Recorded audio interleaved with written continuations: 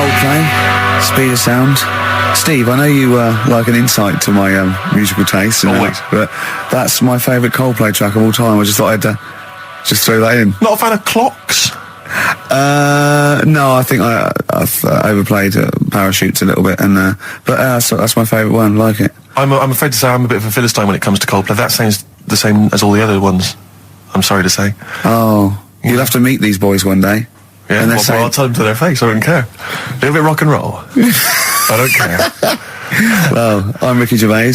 That little funny little Wurzel type voice over there is Stephen Merchant, and with us our producer Karl Pilkington. All right. Whenever we say producer, of course, that is in inverted commas. Yeah. Done with the fingers. Well, he didn't have it. I wanted to play some off my iPod today to record it because they didn't have it here. It's a great track called Anthony and the Johnsons. He didn't even have the lead. He went, right, it's difficult. And he went, is it any good? I went, yeah, it's really good. He went, well, why haven't we got it here already then? That's the paradigm, is it? If XFM hasn't got it, it's no good. Four Non-Blondes doing well, is it? That's still in the cupboard, is it? Unbelievable. We're a little bit annoyed today, aren't we, actually? I'm really annoyed. Yeah. All that stuff we did last week, Landauer sent us some sparkling wine, and we thought, right, you shamelessly plugged it. Yeah. How many times you mentioned it? I must have mentioned it about 20 times. The finale was hitting Karl on the head with a cork. That's on the website, by the way. Okay. RickyGervais.com. Go there and see Karl being hit in the head with a cork, right? Yeah. We said, look, send us free stuff. We'll talk about it. Nothing. The cupboard is nothing. empty. The cupboard is bare. No one has thought. I tell you what, there's those guys from The Office. Yeah. I mean, let's be honest, Rick. We are taste makers. We're opinion formers, you and I. Yeah. And you'd have thought if anyone was going to send us some free stuff. Yeah. You know, it makes me fume. And do you know what it is? It's because PR people and that, they've realised no one's listening. But not only are we going against all our principles and losing our dignity just for some free stuff. And integrity. Yeah.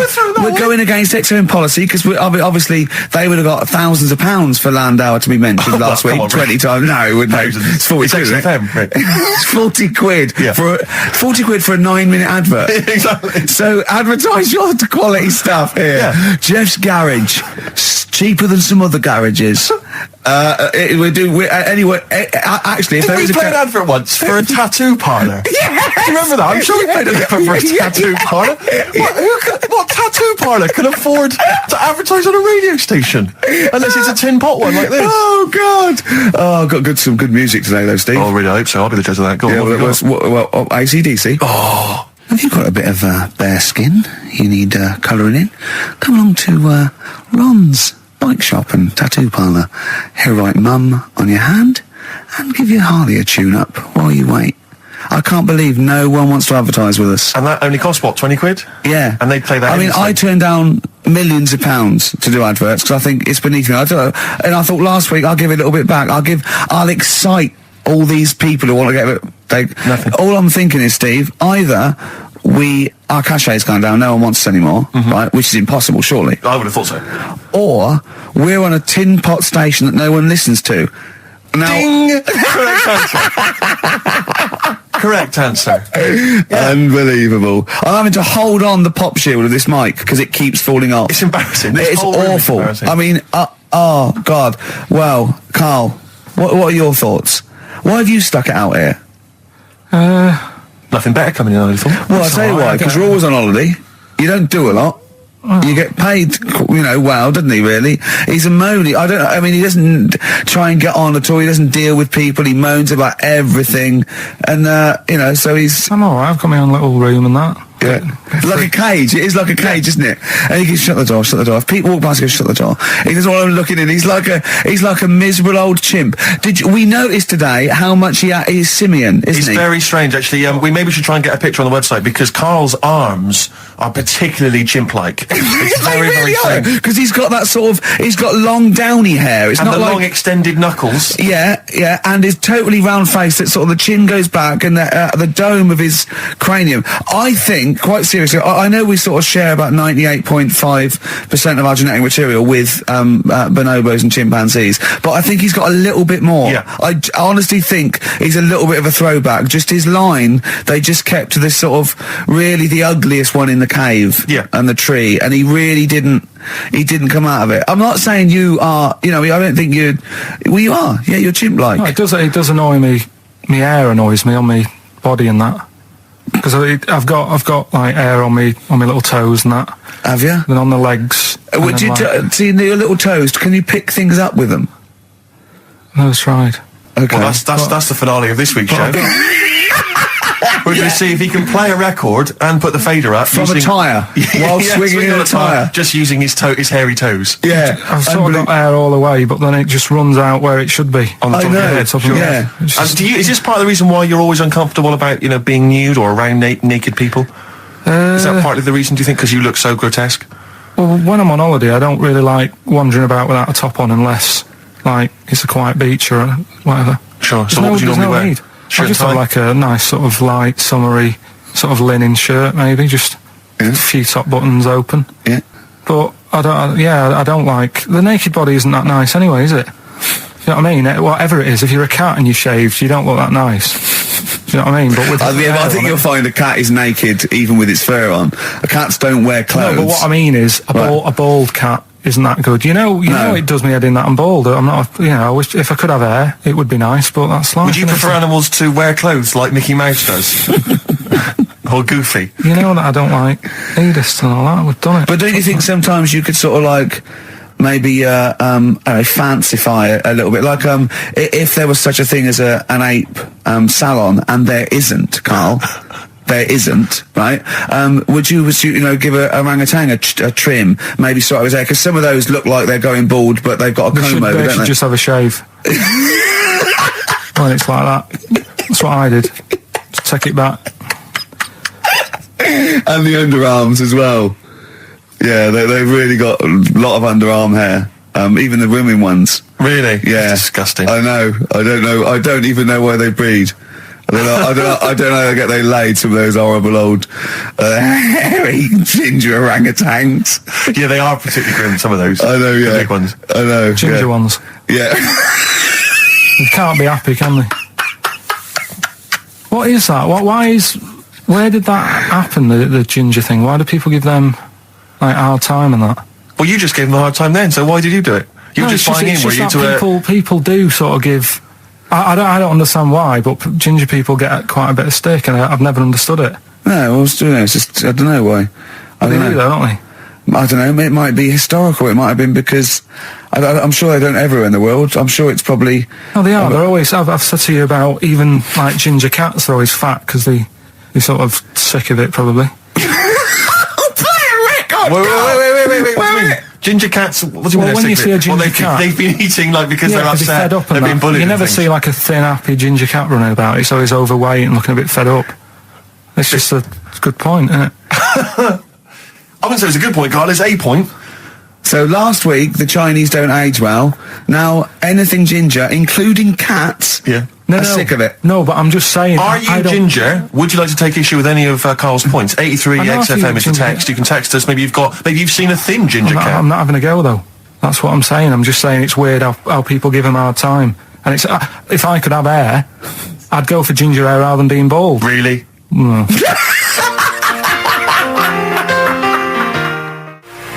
Landed from Ben Folds on XFM 104.9, Ricky Gervais, Steve Merchant, Karl Pilkington. Had a fax. Never mind champagne and freebies like that. Forget that. We're not doing that anymore. It didn't work, okay? But we are still in demand. Got a fax here, right? So a guy says, I produce a programme for the BAS scientists, right? Wintering in Antarctica. Now, what this bloke is saying is, there are scientists, right, researching in Antarctica, and they're already locked away and sort of like out of touch because they can't get to them, right? But they're soon going to be living in 24-hour darkness, because through the midsummer here, it's darkness for 24 hours for like 3 months, and they're totally cut off, and he's trying to get some stuff together, and he wants us to record a message, and it said every year they choose a celebrity to do something, a message of their choice. They had Rolf Harris, David Attenborough, Jonathan Ross. This year, Ricky is the popular choice. So I'm up there with Rolf Harris, David Attenborough and Jonathan Ross in terms of the vote amongst some scientists stuck in a hut in Antarctica for 3 months. I think they just got cabin fever. So that's another so that's another poll I've won. A British Antarctic scientist in a hut poll. If I was trapped in a little room with several other men for 3 months of pitch darkness, sexist. Or indeed women. Yeah. I can't imagine why I'd ever want a message from Rolf Harris. Why would Rolf? I mean, David Attenborough, fascinating. Well, I assume it is it's the animal. I assume they're researching penguins or something, aren't they? If they're stuck there, or maybe But what's that got to do with seismic Rolf? activity, or maybe polar shift. I don't know. Possibly if he were researching kangaroos. Yeah. Strange He knows Antarctic. about all animals, doesn't he? You can take him a budgie with a broken wing and he'll sort it out. Or he knows a man who does. Sure. He can, he'll sort that out for you. And he'll do a picture of it. Yeah. While you wait. Yeah. So, but anyway, I thought they want a 5-minute message. We can do better than that. Let's dedicate the whole show to them, Steve. Okay, what? Dedicate the whole show to them. What was it? Trouble with my diction? A little bit. I'm just thinking again, we've got to slow down because these guys are there, they're working, they're busy. They used to speaking eloquent Yeah, English. exactly. They were used to talking to intelligent, educated people. Yeah. So Karl should be something of a surprise to them. I imagine they'll just flood back early and come back to study him. So this is this show is dedicated to all you I know nothing about them. I don't know how many there are. I know they're just, as I say, in a hut somewhere, presumably with a laptop, drinking hot chocolate out of steel mugs with... Just looking up porn. Well, they're not on the internet, are they? Oh, are they not? Well, no, What's there's the no one with the phone laptop? line. Well, how do they charge up the laptop when it runs out? Well, they've probably got generators. They must have other stuff. They got a telly and that, haven't they? Of course they haven't. No, for DVDs and things. Well, they could probably have a DVD player that would run off a generator and stuff, so they can play. I don't know what we're giving this on CD or something, but and what are they? how can that enhance your life though? That you like 2 months has gone, you've sat there, you're chewing Kendall mint cake and just looking around at white walls, right, thinking that the Thing's going to come in any minute and put you out of your misery, right? And you go, all right, lads, it's here. What? A 5-minute message from Ricky Gervais. Yeah. Who? The fella from The Office? Oh, yeah. Go on. I mean, so Yeah. I don't know how I can enhance. I mean, One of them's going, I voted for Ricky Martin. What? Yeah. But I don't understand what they're researching. You say penguins, but that's just a Well, I'm hypothesis. assuming that because it's Antarctica, where the penguins live. Is there anything else there? What else is going on? There's There's a lot of presumably climate differences and... Well, yeah, because it's atmosphere a changes and land so on. mass, isn't it? Arctic's just on ice, and Antarctica is actually a continent. It's a land mass, so there's stuff there. But presumably not in the winter. I imagine it's like 10 foot of snow, and really not a lot happening. Sure. I don't know what they're researching. It could be astronomy, as I say. It could be some sort of seismic thing. It could be just testing polar melting. It could be penguins. I have no idea. I haven't got the information. I don't think they want us to go into what they're doing. I suppose they already know, yeah. They probably want to know what's happening in the world well, we've got the man here. That's an interminable 5 minutes for them. We've already wasted that 5 minutes. They're going to put it on excited to hear from you, and they've just got 5 minutes of us Hold discussing on, what though. they might be doing. What I'm worried about is this bit. Well, for these 10 people there, we've just annoyed the 200 listeners we've got. Because they're thinking, what's in this for me? Well, we'll have fun along the way, and what I think we're doing, they've been stuck there, as I say, they're out of touch, they don't know what's happening, so Karl Pilkington is the man. We're going to have a break, we'll have a song, maybe some ad breaks, and then Karl is going to let these scientists who are stuck away in the darkness know what's been happening for the last couple of weeks. Is that all right, Karl? Well, I don't really follow the news, so they probably play know a more. record, I was going to ask them what's been going on. XFM. Embrace a glorious day. Well, it is a glorious day, Steve. Brilliant. Every day's a glorious day, isn't it? Well, it is when I'm with you. Yeah, love the world. Yeah. So these scientists, they're stuck away in the darkness. Let's tell them what they've been missing. What's the highlights, Karl, of the last Ricky Gervais and Steve Merchant and Karl Pilkington, by the way, XFM 104.9, etc. What they missed for the last just do the last few weeks? What have they missed? Remember, they haven't got newspapers, they haven't got telly. What's the... Look at him, he's looking at me like I just said that in Arabic. What don't you understand? Think what's happened. Think what they haven't got that you know about. What have you seen and heard in the last couple of weeks that they couldn't have? Well, like on the news and that, what's gone on in the world and that? Yeah. Well, or just things you've done personally. I think that'll be of less interest. Yeah. Pope's dead. Okay. I like it. I imagine that. Imagine if that was them breaking it to them. Yeah. Like they're listening and you go, what's happened? The Pope's dead. Well, don't say it like that. Break it to us gently, Carl. Well, I think that's better than how they do it on the news normally, though, isn't it? They make a big deal out of it, and you panic a bit when it says breaking news, and you think, oh, there's a war on. Yeah. And you go, Pope's dead, and you go, well... So you've just used that short, sharp tactic. I said Yeah. it Like softly, ripping though, the didn't plaster off quickly. I just said it softly, no, Pope's dead.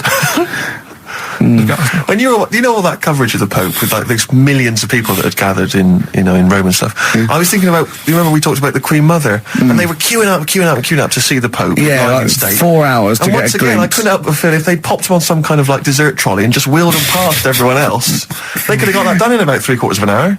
Yeah. You know, once again, people not thinking. They're not expanding their minds. Tell you what, Yeah, I mean, logically. What, like students and rag week Exactly. with a bed down Put Oxford on one of those Street? novelty beds. They're all dressed in kind of cardinals gear. Yeah. Just, trundling him off and down the... Yes. But it's the way they also said they've now got a new Pope. He's hardly new, is he? Why didn't they learn from the last one? Sure. Keep taking on old people. Yeah. My dad couldn't even get a gig in B&Q. Are you nice? Oh God! So who have we offended? I mean, the thing is, it's clever because soon our offensiveness isn't going to be sort of like we're feeling about offensive stuff. It's going to be like we're going to be living with Salman Rushdie. Yeah. Do you know what I mean? The things. I mean, that's pretty. Don't have a go at the Pope. I'm not having a go at him. It's good that he can carry on working and what have you, but I thought everyone had to retire at like 60 or whatever. Like, bloody hell. But, whatever, if you can get away with it. Yeah, why couldn't your dad get a gig in B&Q?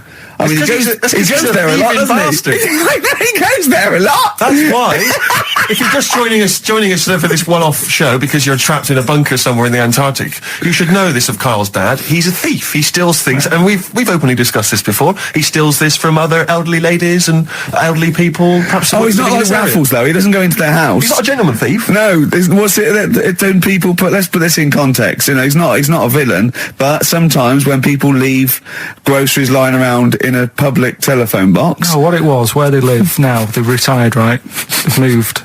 I won't say where they are, but somewhere quiet, right?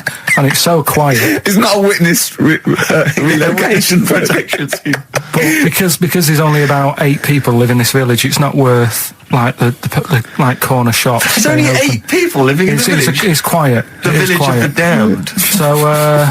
So anyway, rather than keep the shop open, you're meant to call up and go, all right, Harry, I need some milk today.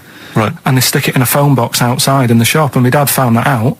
So when he's been out, just stop off at the phone box, have a look at what's left lying around. Yeah. But of the 8, I mean, there's 8 people in the village. My attention would be instantly drawn to the dodgy Manc fella. I mean, do you know what I mean? It seems in Manchester you can probably get away with this. There's a lot of scum up there, but down in this little village, you got a little Miss Marple type and a little, country policeman. He's stopped doing it now. Has he? Stopped doing it. Yeah. Cleaned up his act. Yeah. Good. All right. So the Pope's dead. Any other big news? There was that thing I told you about last week. The foot-long spider eats chicken. What does this mean to them? They're going to think that the world's been taken over by them. It's not like this the other day. We're not going back. There's a foot-long spider on the loose. Are these people bright, though? Well, let's have a look. Antarctic scientists. Yeah, they've probably got an O-level or But two. they're looking at penguins all day. Yeah. So how bright have you got to be? What do you mean? Well, what are they doing? Well, I don't know, do I? But they've been chosen. There's probably cost millions of pounds to set them up there. Oh, Carl. I'd say this is like, for scientists, this is like Big Brother. Do you know what I mean? This is like a big dinner. Scientists there watching this, finding out what's going to go on. There's little challenges that they give them, little tasks. It's like Celebrity Love Island without the sun and slappers. Go on. I think what else has gone on? Well, while you're thinking, Carl, I should just tell you, you threw that question out earlier. Why are ginger people historically mocked? We've had a couple of responses on the text, 83XFM. Again, as ever with XFM listeners, don't believe what they say, don't trust what they say. But one of them... have we got any respect for anyone in the world? I'll get back to to you. Pete in Tooting, now again I think this is nonsense, he claims that the reason ginger people are disliked is because Judas was ginger from the Bible. I don't know where he's come up with this idea. No, I've heard that. But I mean, are there a great many people from, the Middle East who are ginger? Well, that's probably why he stood out. Sure. And he was probably fed up, and he thought, I'll get him back. Yeah. Maybe... Unless he had his hair dyed ginger when he was on the witness protection scheme. What which did presumably he he had to go into after all came out in the book. What did he do? What did he do? He stitched him up, didn't he, to the Romans, didn't he, Judas? Didn't he do it for 40 pieces of silver or something? I'm not big on the Bible, but apparently... Incidentally, if you'd like us to stitch up any kind of messiahs for 40 pieces of silver, just get in touch, 83XFM. We're willing to do that for you as well. But that's one explanation. There's another one here, which is, again, I don't believe this for a moment. It says, ginger people get a lot of stick because in Elizabethan times, people with ginger hair were told that their mother had slept with the devil. And that was why their hair was ginger. So there's two options. Maybe if you've got some more, you can any more spurious thoughts, then get in touch. 83XFM. But yeah, I don't know. No, there might be truth for both of those. I mean, the point is that if either of those are true, they were already being picked on. If you know what I mean. Right. That's the point. It's sort of like maybe that's not the total root of it. Well, the Judas thing might be the root of it. The first big ginger to do something a little bit. So if he was bald, then old bald people would be like, yeah, get a hard time on that. Yeah. Well, we do mock you behind your back anyway, Carl. That's going on, don't worry. So play a record and think of something that's happened to tell these poor scientists what's going on in the world. All you've come up with so far is the Pope's dead and there's a big spider. What is that? That eats chicken. The Pogues, Rainy Night in Soho. I hope there isn't a rainy night in Soho tonight, Rick. I'm sure you're one of those who agrees with me. So we just had an email here from a guy called James Lee. He says, hi, just writing a bit of info on the scientists in Antarctica. I'm a scientist who's just come back from one of the Antarctic bases called Halley, or Haley. There are 15 people staying there over the Antarctic winter. The scientists are looking mainly at the atmosphere, things like the ozone hole and meteorology. Right. I think there are 6 scientists staying over the winter, as well as a doctor, electrician, mechanic, and a carpenter, and so on. And so he's saying they do listen. They have the internet, so they maybe could listen to the show on the internet. And if you get the chance, say hi to Francis, and the rest of the winter is for me. Sure, no problem. Yeah, thanks, James. But yeah, there they are. That's what they're doing. That's what they're up to. But why are they asking you for a message though? When I mean, have these people got families and that, or are they convicts, or? No. What do you mean? Of course they probably do get messages from their family. Well, why are you doing one for one? Is that, I mean, do you know, like you see it in, like, Porridge and stuff like that, where if someone's in prison and no one visits them, and they sort of look a bit fed up and that, is this message that you're doing for like, people who don't get a letter in the post from... Brilliant. So they put this on the shelf until someone doesn't get one. All right, Hargreaves? Yes, sir, I didn't get a message today, sir. You have got a message, Hargreaves. I've what, sir? Hargreaves, you have got a message. Really, sir? From Ricky Gervais. Really, sir? And I give it... Don't talk, please. There are scientists listening. Try to keep the talking shit down to a minimum today. Well, what's annoying me is, right, they're saying this stuck over there for months, but it seems to me like they're wasting a lot of time. Right? Why? Well, you're saying they probably watch DVDs. They're saying they've got internet access. Yeah. Yeah? They're wrong. Listening to messages, get the job done and go home. Well, then we don't have to tell them anything then, because they listen to the internet. If they've got the internet, then, yeah, it's a waste of time. Good point. Play a record. Well, hang on, before that, here's a good point. You've had a long time to research what's been going on in the world. We just had an email here from Nicholas who says, why haven't you told them about the recent Pig Olympics that just went on in China? You've missed that one, Carl, once again. Who won? XFM. First of the gang to die, Morrissey, XFM 104.9, and Ricky Gervais with me, Steve Merchant, and Karl Pilkington. Well, Karl, you failed miserably. The scientists stuck away. Right, one more chance. What's happened in the last couple of weeks? Just one more chance to... What have you seen in the last couple of weeks? Well, like I say, I don't really watch the news and that, so I can't tell them about that. But in a way, I think they're better off not knowing. I think that's the only good thing about being out there, isn't it? Not knowing about the bad stuff going on. Yeah. So, I can't help them there. They don't need to look at the weather, do they? No, don't enough. No. But, tell you about the Pope and that. Yeah, you've pretty extensive. What about the EU constitution and the no votes? What do you make of that? What are your views? What's the problem there? Oh, this isn't No, but it's better this not isn't knowing. broadcasting, It's though, better is not it? This is knowing. nothing. Come up with something. Well, the fat baby then, the fat baby that they found that was on the telly. Right. Well, what was that? It's just a little fat baby. That Oh, I don't know what. It's just a little fat kid and that. What? Tell what? It was What on is? the telly. It was on the telly. And But what was on the telly? You just said fat baby, fat baby, fat baby, fat baby on telly, fat baby on telly. You're meant to be telling them what's happened in the world. Tell me about the fat baby on telly. It's just they've found some.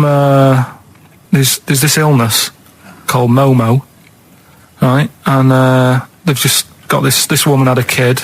It's really sad. It was on Channel 4 and that, right? And kid's born. You sure it wasn't Jimmy Carr? Kid's born and that, right? Momo? It's called Momo. Isn't that yeah. a Black Music Award? No, right, little fat baby and that, and there's only 3 of them in the world. These little fat babies, Right. and So one of them. they're in danger. How fat? Are you not telling what do you mean? How fat are they? 6 stone it was only 2. And there's 3 of them in the world, and there was this one, and there was one in Brazil. Are they like endangered? Is that the problem? Because there's only 3 of them in the world. I'm a bit worried. Is it like a conservation campaign? They're hunted for their flesh. No, it's sad. If you, I know, it's easy to You shouldn't joke, laugh, but if you you've could make seen an it, you'd interesting go, oh, handbag it's for a bit sad and that. Well, I haven't seen it, and I know nothing about it. Well, I've told you, there's 3 of them in the world. Okay, what else was on telly? Something I watched the other night, that was just good. Again, you know, I learn stuff from the telly. I don't watch the news. Yeah, well, you don't learn stuff on the telly. You know, I'll tell you what, though. you told us there's a fat baby in the world. Forget about them. There's a spider eats chickens, and there was a fat kid. That's All right, forget them in Iceland, right? Yeah. We'll give them Rockbusters later to do, right? Iceland. But what's her name? I'll tell you what is interesting, Steve. What? I didn't know that much about it. Autism. Okay. Oh, good. With some more entertaining stuff on XFM 104.9. Just to cheer up people. Go on, and what? Go on. No, right. Have you heard about it, Steve? What it is? Autism. It scares me to death when he comes up, when he touches on a serious subject. We've been talking about wheeling a dead pope round, the Chinese don't age well, and ginger people are hated. And now we're going to touch on a really, I mean, No, I said- my heart's in my throat. Go Yeah, on, I Carl, said- then I tell said me, the little tell me your baby- insights to autism. Right, well, there was this, again, Channel 4 coming up with some good stuff at the moment, right? It might have been Channel 5. But what's the name? It It's was the attention span I like. Oh. these people who, they've got like this autism thing going on. Yeah. And they sort of take in a lot of information. They get sort of they get so into it that they know everything about that subject and what have you, right? And there was this lad who, he knew everything, right, about EastEnders. Right. He sort of, the cameraman was saying to him, so, you know, why EastEnders and that? And he said, oh, I don't know, I just like it. And he said, I remember when I first watched it, it was a Thursday, it was 5 to 8, Pauline Fowler walked in, she had a pink jumper on, she said, all right, love. And he remembers everything from that moment on. Yeah. Right, and everything, which is great, but then the way the programme was making out, it was almost like they were saying it's a disability. Right. When in a way, it's more like a superpower. Sure. Like Rain Man. But if you can take It's it, Rain Man. No, I'm he not- has special autistic powers. Oh, God, we must send for Rain Man. I don't know what to do. So I don't know what to do. he would be a But great there's contestant other on Mastermind. things. Sort of autistic Sorry. Mastermind. He'd well, be what I'm saying dynamite. is, don't be watching EastEnders though. Sort of, why didn't they give him an encyclopedia and say, get into that? Sure. That'll be useful. Yeah. Keep him away from EastEnders. Wasting his time there. But I don't think it is a disability. No. Yeah, I there always- are other things, and they're not. It's also autism is a matter of degrees. From what I know, and I'm sorry to have to do this, but I feel that I have to at least be the voice of reason, as ill-educated as I am on the subject. But I think there's degrees of autism. I think some are higher performance than others. There's other issues with it. It's not they're just got good memories. They don't go around doing tricks for people because they can remember stuff. There are other issues with it. Do you know what I mean? Right, well, I mean, they seemed a bit... But you watched the programme. What did you learn? That he knows when Pauline Fowler came in. Yeah, I mean, there was other bits where they couldn't control their emotions and stuff. Oh. But that other little bit, yeah. But the main bit of it was he can soak up information and stuff, and I'm just saying it didn't seem really bad. Do you know what I mean? There's disabilities where people say that's a bad disability. It's like how people say about... this is brilliant. This is just like... this is amazing to be in a room with this man. It's incredible. You just wind him up and listen to what comes out. And I'm going to sit back now. I'm not going to defend you or explain anything. Just go on and tell me about the other disabilities that are worse. No, what I mean is how people can sometimes easily get mixed up. How people are scared of like a cyclop. When at the end of the day, he's got a disability. A bloke with Who's scared of a cyclop? No, it's apart from Jason and his Argonauts. Where's this cyclop that you're scared of? No, I'm just saying in history and in books and that. No, not in history. History happened. Yeah. What are you thinking of? You're mixing history with Greek mythology and Roman mythology and every other type of mythology. What do you mean there wasn't really a giant cyclop that went round picking up ships and throwing them around? That's not history, Carl. Do you think Batman's history? No, but it was ages ago, wasn't it, when we were sort of forming... No, I'm not saying it didn't happen ages ago. I'm saying it didn't happen. Well, he might have done. What's so ridiculous about a fellow with one eye? In the middle of his head, and he's big and scary and lives in a cave. Why is he scary? Because what if he had 8 eyes, I'd be scared of him. At the end of the day, he's got a disability... we'll talk about it in a bit. Bobby Womack, across 110th Street on XFM 104.9. I'm Ricky Gervais, with me Stephen Merchant, and over there, Karl Pilkington. Can I just remind people that... A man so stupid, it isn't actually offensive. I just want to put that out there. Yeah. Okay, good. No, just wanted to remind people that they can get in touch on the text, 83XFM. You'll need that text number shortly, because we're going to be playing Rockbusters very soon. Gervais texted in, and he says quite simply, "What's happened to the webcam? All I can see is a bald monkey."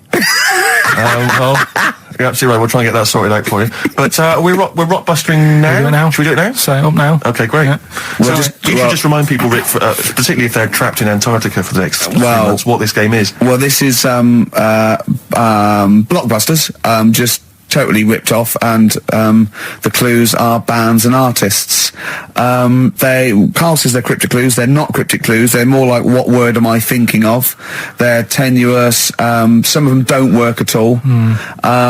So it's really, are you in tune with a shaved monkey? I mean, it's nearly embarrassing to get the clue. I pride myself on that I don't really get them. And I'm sort of proud of that, because you shouldn't. Yeah. But anyway, I think I've given it a big sell. Yeah. Now, you do win Tat today, but the big prize is going forward to be in the draw in 5 weeks' time, when there's a signed Homer that I got Matt Groening to draw.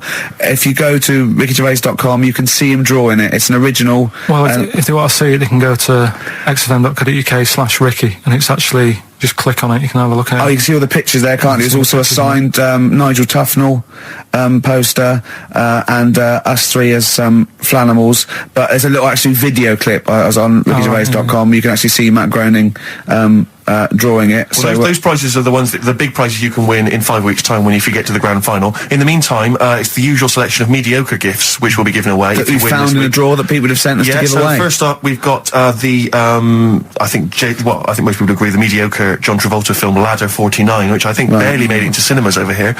We've also got on DVD. And we're giving that away. We're giving that away. Brilliant. On DVD, the TV series Grumpy Old Men, which I think is repeated every single night on BBC Two. And that's free as well, is it? Yeah, that's free. Okay. We've got the complete third series of Alias. Great gift, only if you've seen the previous 2 seasons. So, is that the one I'm in? I don't know, possibly. French and Saunders at the Movies, a collection of all their hilarious movie spoofs. Again, on television, I think, every Friday. And the TV series Operation Good Guys. Fine series, but you could see that on UK Gold most nights. So once again, an excellent selection. But if you win all those and take them straight down to Record and Tape Exchange, you will be able to get 2 albums that you actually like. That's exactly right. So... people send us them, so they can sort of get bigged up on the radio, so that's done. We don't need to worry about that. Angry. So, anyway then, three clues. Well, hang on, let's play the jingle. No, I haven't got one. You not got a jingle for Rockbusters? No. Well, do one quickly now. Okay. Rockbusters. Brilliant. All right, so we got 3 of them. Cryptic clue and the initials, the band. It could be a band or an artist. We've done all that, haven't we? Yeah. All right, first one. The fella Oh, let his wife know how he got the bruise on his leg. Right? Give us that again. The fella let his wife know how he got the bruise on the leg. He got a little bruise. Yeah, it's all, imagine Always that in the changes. Times crossword. You read it again, it's slightly different. Every time I look back at this crossword, it's slightly different. All the words change. The It can't be initials- cryptic. The initials there, CL. Right? CL. Fella got a bruise on his leg. He let his wife know how he got it. What's going on? Right, second one. All the muttering! And what's the next cryptic one. clue? Second one, that Potter lad had a lot of bottle doing all that stuff with the wizards and that, right? He had a lot of bottle playing with the wizards and that. What's all that about? Right? I love it! He always says, what's all that about? TB there, band or artist, the initials TB, that Potter lad, he's got a lot of bottle doing all that stuff with the wizards. Right? And the third one, the Buddhists won't be able to get in their temple without these. What do they need, right? The Buddhists won't be able to get in their temple without these. The initials TM. Right? 83936 is the text number. We don't want to receive emails from this because we can't be bothered, so just a quick text. Make sure you include all three answers. We're not interested unless you've only got, you need to get all three. Yeah. But the winner may only get two, but it's the first one with the most right answers. Yeah. And if that you're- wins all those DVDs. Alias is a box set, to be fair. That's pretty good prize, that Oh, one. you could get two CDs when you take that down to Record Tape Exchange. Just for And that you alone. don't need to see the first two seasons because you won't know what's happening anyway. Oh, okay, fine. I'm excited to think that there's some people now in Antarctica just scrabbling around to get a pen, just trying to figure them out. You know, they'll probably stew on that for the next, I don't know, 2 months. XFM. Forward Inc.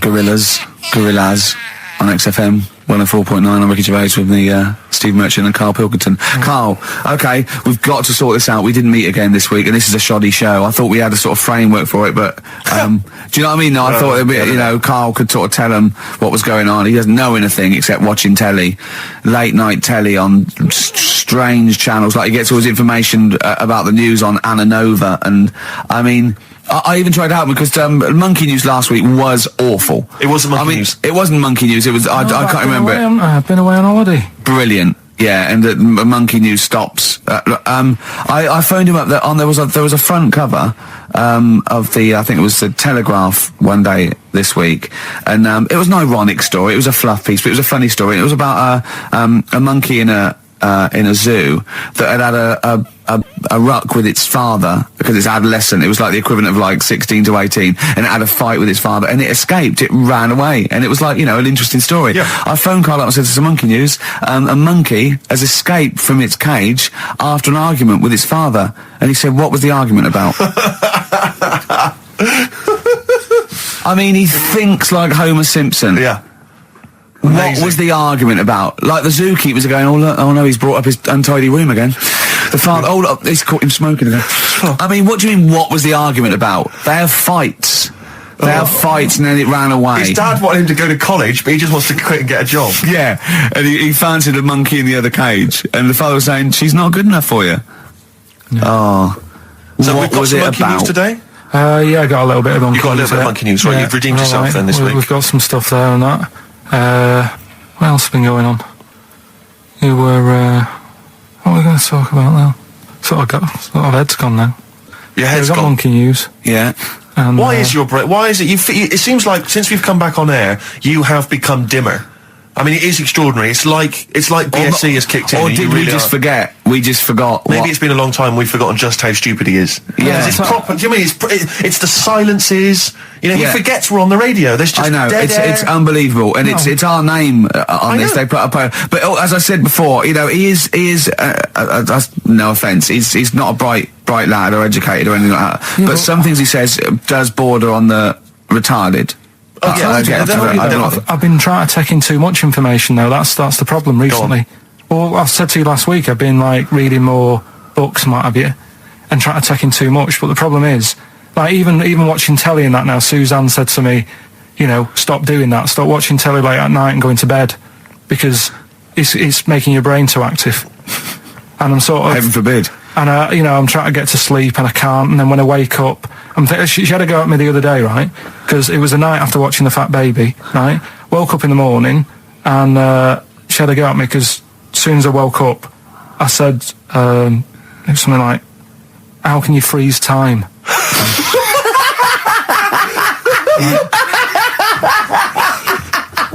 And she says, "Are you going to say good morning or whatever?"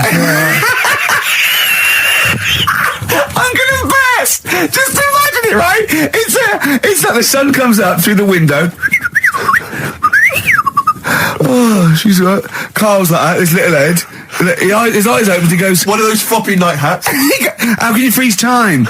Oh, God. But it's because, like, whatever, the night before I might have heard that on the news or whatever, and it's just been sort of whizzing around my head. Sure.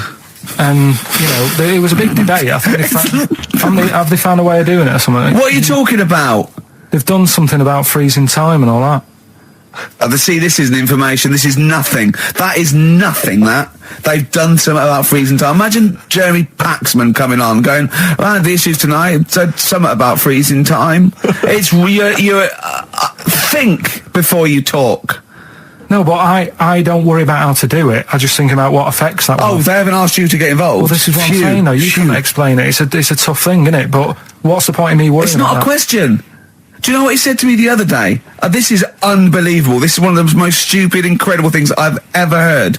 He was talking, and he suddenly stopped, and he was thinking about it, and he went, "Oh," I went, "What?" He went, "You'd never see a black ghost." Extraordinary. True, though, isn't it? I've never seen a ghost, full stop. There are no ghosts. There aren't ghosts. No, but I mean when you just see them in, like, magazines and that. Play a record! Anthony and the Johnsons. Isn't that beautiful? Interesting. Hope There's Someone on XFM 104.9. I'm Ricky Gervais, with me Steve Merchant and Karl Pilkington. Well, Karl, more revelation. We were talking about it last week, but Karl brought it up again just now. Didn't want to go to the doctors, didn't want to have a full sort of body checkup that may save his life, because he saw on the website they do a test where they have to insert a finger in his arse. Oh, don't tell me about it. Why? Don't put it on the website. Just put, we look at your heart. Yeah. We'll check your blood pressure out. Yeah. And then they could just do it quickly. They could just sort of say, right. How do they do it quickly? No, but what I'm saying is it's worse, isn't it? Going in there knowing that, I mean, they've got it on the website. So you're on the journey on the bus thinking, in about 20 minutes I'm going to have a finger up my arm. But they're doctors. Yeah, but just They're not doing it for a laugh. They're not filming it with a two-way screen. They're not putting on boxing gloves so it hurts more. They're up. Oh, his prostate's all right. Out again. Out again. I'm just saying, in the day, the sort of... Do you think they're in the pub going, "Here he comes"? It's Pilkington. I had my finger up his arse today. Do they allow ladies to do that? Do they allow female doctors to do it? Of course they do. They're doctors. That's worse. You're sounding like him. No, I'm just interested because, you know, do they allow female doctors to do the finger up the arse thing? Well, of course they do. They're doctors. Forget the female and male. They are doctors. Right, do you know any female doctors to do that? But what I mean is, isn't it a bit like if you're being searched at an airport, you know, and you're a woman, they send in a woman person to search you. They don't send in a bloke to do it. Is that the same thing? Yeah, they probably trust someone who's gone through 6 years medical college not to be taking the piss as opposed to a fat security guard who couldn't get anything else. Do you know what I mean? What are you talking about? There's doctors all the time coming out in the papers, oh, they gave them this so they could look at their boobs or whatever. Or, you know, it's all you're always hearing stuff about dodgy doctors. But what I'm saying is the reason why they do that security, because there's lots of security people, and they can, you know, for your own, you know, for the, you know, your own modesty. There's a female one to search females and a male one to search males, and that's fine. But there's not like 4 or 5 GPs to choose from, and you go in there and you go, is it your arse and testicles? Do you want a bloke or you know? What about you accept what if they've got it. long fingernails? They don't have long fingers. What do you think this female GP looks like? She's sitting behind the desk like Cruella de Vil with cleavage and long red false nails, going, "Hello, love, bend over. This may hurt a little bit." There's gloves and Vaseline. I don't believe there's 2 of you now in the room. Karl, they're doctors. They have to. What would you rather do than put the hand down your throat and round your alimentary canal to feel your arse? It's a quicker way in. You seem to know a lot about these doctors who stick fingers up people's asses. You're a very well-informed gentleman about this sort of thing. Well, say if they did find something, Yeah. would you then have to get like a second opinion, so someone else's finger? Well, no, they test it to see if there's anything suspicious. That it's usually a swollen prostate, which can be anything. So that, they catch it early, and that's it. They feel up there. But if you want a second opinion, then the same doctor will just stick a thumb up and have a feel around then. Yeah. So it always works in the same way. Yeah. Well, if there's a doctor who can, I don't know, put me at ease. I mean, surely there's another way around it. I don't believe that. I mean, what is this? 60 million people or something in the world, isn't there? 60 billion or something? Wow. 6 billion, something? Yes, you got it. Right. You hit it. Well done. That's good work. Right, so yeah, there's 6 billion, did I say? Yeah, what's 6 billion then? Loads, isn't it? Yeah, but So if you want a doctor to phone up to assure you that the finger at the bum thing's not painful and that it's necessary, and Just that that it's it's not just someone necessary, trying to really. get kicked. Just that it's not an easy way round. All right, what's Do the you know phone what I mean? number here? It's, changed, haven't they? oh, for You're the Hang on, producer! here it is. 0871 222 1049, and I think you select option 1. It tells you anyway what to do. please, if you're a GP or you've, even if you've completed medical, I mean, we want a qualified doctor, really. Anything else is not good enough for Karl Pilkington. We'd love to talk. You can ask him all the other questions, because Karl, as I said last week, he doesn't feel his own testicles because he doesn't like the feel. Yeah. So, I'd like a doctor to explain to him how necessary that is. And this is truthful as well. I've got very slight pain around the genital area at the moment, and I think it might be some kind of groin strain, but I'm a little bit anxious, not entirely sure Yeah, what it is. you've been with me twice when I've gone along to get them checked. Yeah. And I'll go, oh, what's that? Yeah. It's terrible. I mean, but, it's usually, I think you're in a pretty low risk, aren't you? I'd hope so. You're coming out of the 20s. I think testicular sort of, I shouldn't be doing this, I'm not qualified. All they said was to me sort of like it's 20s and 50s. Mine- So we're in. Mine sort of felt like they dropped a bit the other week when I was on holiday. I don't know if that's like when you're relaxing or I was wearing shorts a lot. How far? If it's 2 foot, it's too far. I was having problems walking. What do you mean? Why? No, it was just a bit. I had shorts on all day. I'm happy and walking about on the beach and what have you. And then at the night, when I put some long trousers on, I was sort of walking like a ricket. They probably like stretch a little bit. Sometimes, I told you when I was about 18, I was scared. I went to the doctor. I felt a pain, right? And because I was doing biology, I thought I'd show off this doctor. I said, I've got a pain. I think it feels like it starts in the epididymis and goes up through the urethra either. And he went, Finger up the arse. he said, your jeans are too tight. They're squashing your balls. So we want a doctor like that. So what's the phone number again? It's 0871 222 1049. A qualified What do you doctor. mean your balls dropped though? We've got to come back to this. I don't know. They just felt like it's not too bad at the moment. I was all right on the way in, but it was just, I feel twinges all the time, but you never know whether it's just because they're in. but they felt like they weren't my own. Do you know what I mean? They sort of felt a bit like these are. There wasn't a bloke standing really close to you, was there? You didn't get them mixed up, did you, on the way back? On the flight back? Someone else has got Well, take a leaf out of nudist books. They just walk around. They got nothing on it. About nudists. Why? Well, let's play this ad break and that. And Have you had another encounter? if we've got time, I'll tell you about it. Have you really? Oh. XFM. Right, we've got who's that on the line? It's Rob. Rob, are you a doctor? I'm a final year medical student. I'll be a doctor in 2 months, touch wood. That's close enough, isn't it? Yeah. Excellent. So, where do you study? Do you want to give more details, or do you want to remain anonymous as you're calling in to I study at Barts Hospital. All right, great. So, why do GPs sometimes put their finger up a man's anus? To see what's there. If you've got hemorrhoids, if you've got an enlarged prostate, it's either that or they stick up a big tube and have a look up with a light. What? And it's easier to do that. Now, are you dumbing this down for us, or are you going to fail your medical exams by saying stick up a big tube with a light? I'm dumbing it down. Okay, come on then. We're all intelligent people here, and Karl. So you tell us what's that called? It's called a sigmoidoscope. Right. Nice. That was a clever test, wasn't it, Rick? 12 He's inch a real long, doctor. Yeah. 12 inch long tube that they can put up there. So, Karl, would you prefer that or a finger? Well, so do they sort of do the finger first, and then? I mean, at what point do they say, "Hang on, we need a light here"? I mean, It's normally if there's something wrong. but So if I go then, say if I go to this Wellman clinic, right, and they go, yeah, the art's good and that, yeah, finger, there you go, and then they go, hang on, I'm going to go and get me light and tube. I could start worrying then because they've sort of found something. And they're not likely to go straight in with the tube. They'll probably send you off some tests first. But Karl, there's nothing.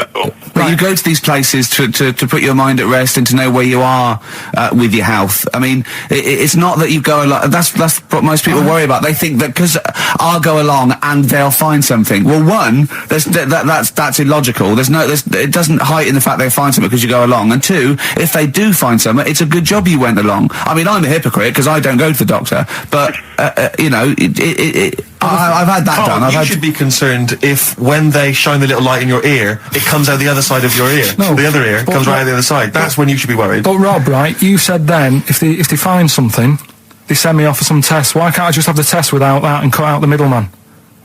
Do you know what I mean? Because you're wasting lots of money. There's hundreds of tests they could do, and they could do every test, and they could all come back with nothing, or they could do the finger up there and send you for the 3 tests you need to find out what's wrong with you.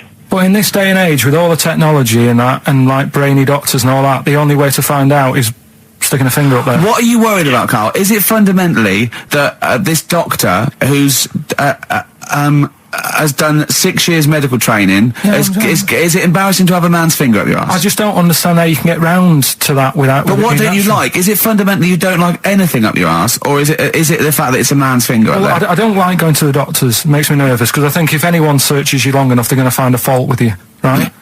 And especially if they're going that far into you. They're going to find something. And Probably not. well, you know, I just don't... I don't know how to get round to that sort of... that point where you get a... What do you talk to the doctor about? He's like, all right, nice day. Strap your trousers. He goes, he says, I'm gonna just, Most people just shut up and let you do it, and then breathe a sigh of relief when you say there's nothing there. Yeah. But is that at the end of the test, or is that the first thing he does? It's the last thing. So that trousers up out the door. Because he knows it ends conversation. He knows it's a bit of a faux pas. The doctor says, I better not kick off with the finger up the arse. What I do is I'll start on with the, the head, and then we're down and go, one final thing, Mr. Pilkington.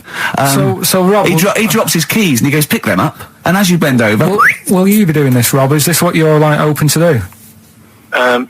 You do all these... I'll have to do it at some point. All doctors do it at some point, no matter what they specialise in. So the first one, is another doctor there to sort of make sure you're doing it right? Not dentists. No, but do you know... aren't doctors anyway. But do you know what I mean? Like, normally it's like a co-pilot will have someone with them for the first one. So when you put your first finger in, Yeah. will someone be there going, right, you just want to move to the left of I've it? already done it. Have you? Yeah. So that's the thing with a student, you're learning. So you get people teaching and you learn on... these things. Can I just point out, Rob, I think I'm right in assuming that you have a glove on.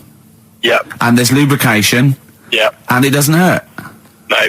There you go. What are you worried about, Karl? Who's this person who everyone's testing on in your class? It's not one person. One person. There's like, when a patient comes in and they've got a problem, your boss, the consultant, he does his finger up, and if he finds something, he goes to the patient, is it alright if the student has a feel as well? Then the student puts on a glove, puts the bleed on the glove, and sticks his finger up and sees what he comes out with. Rob, I wish you could see Karl's face.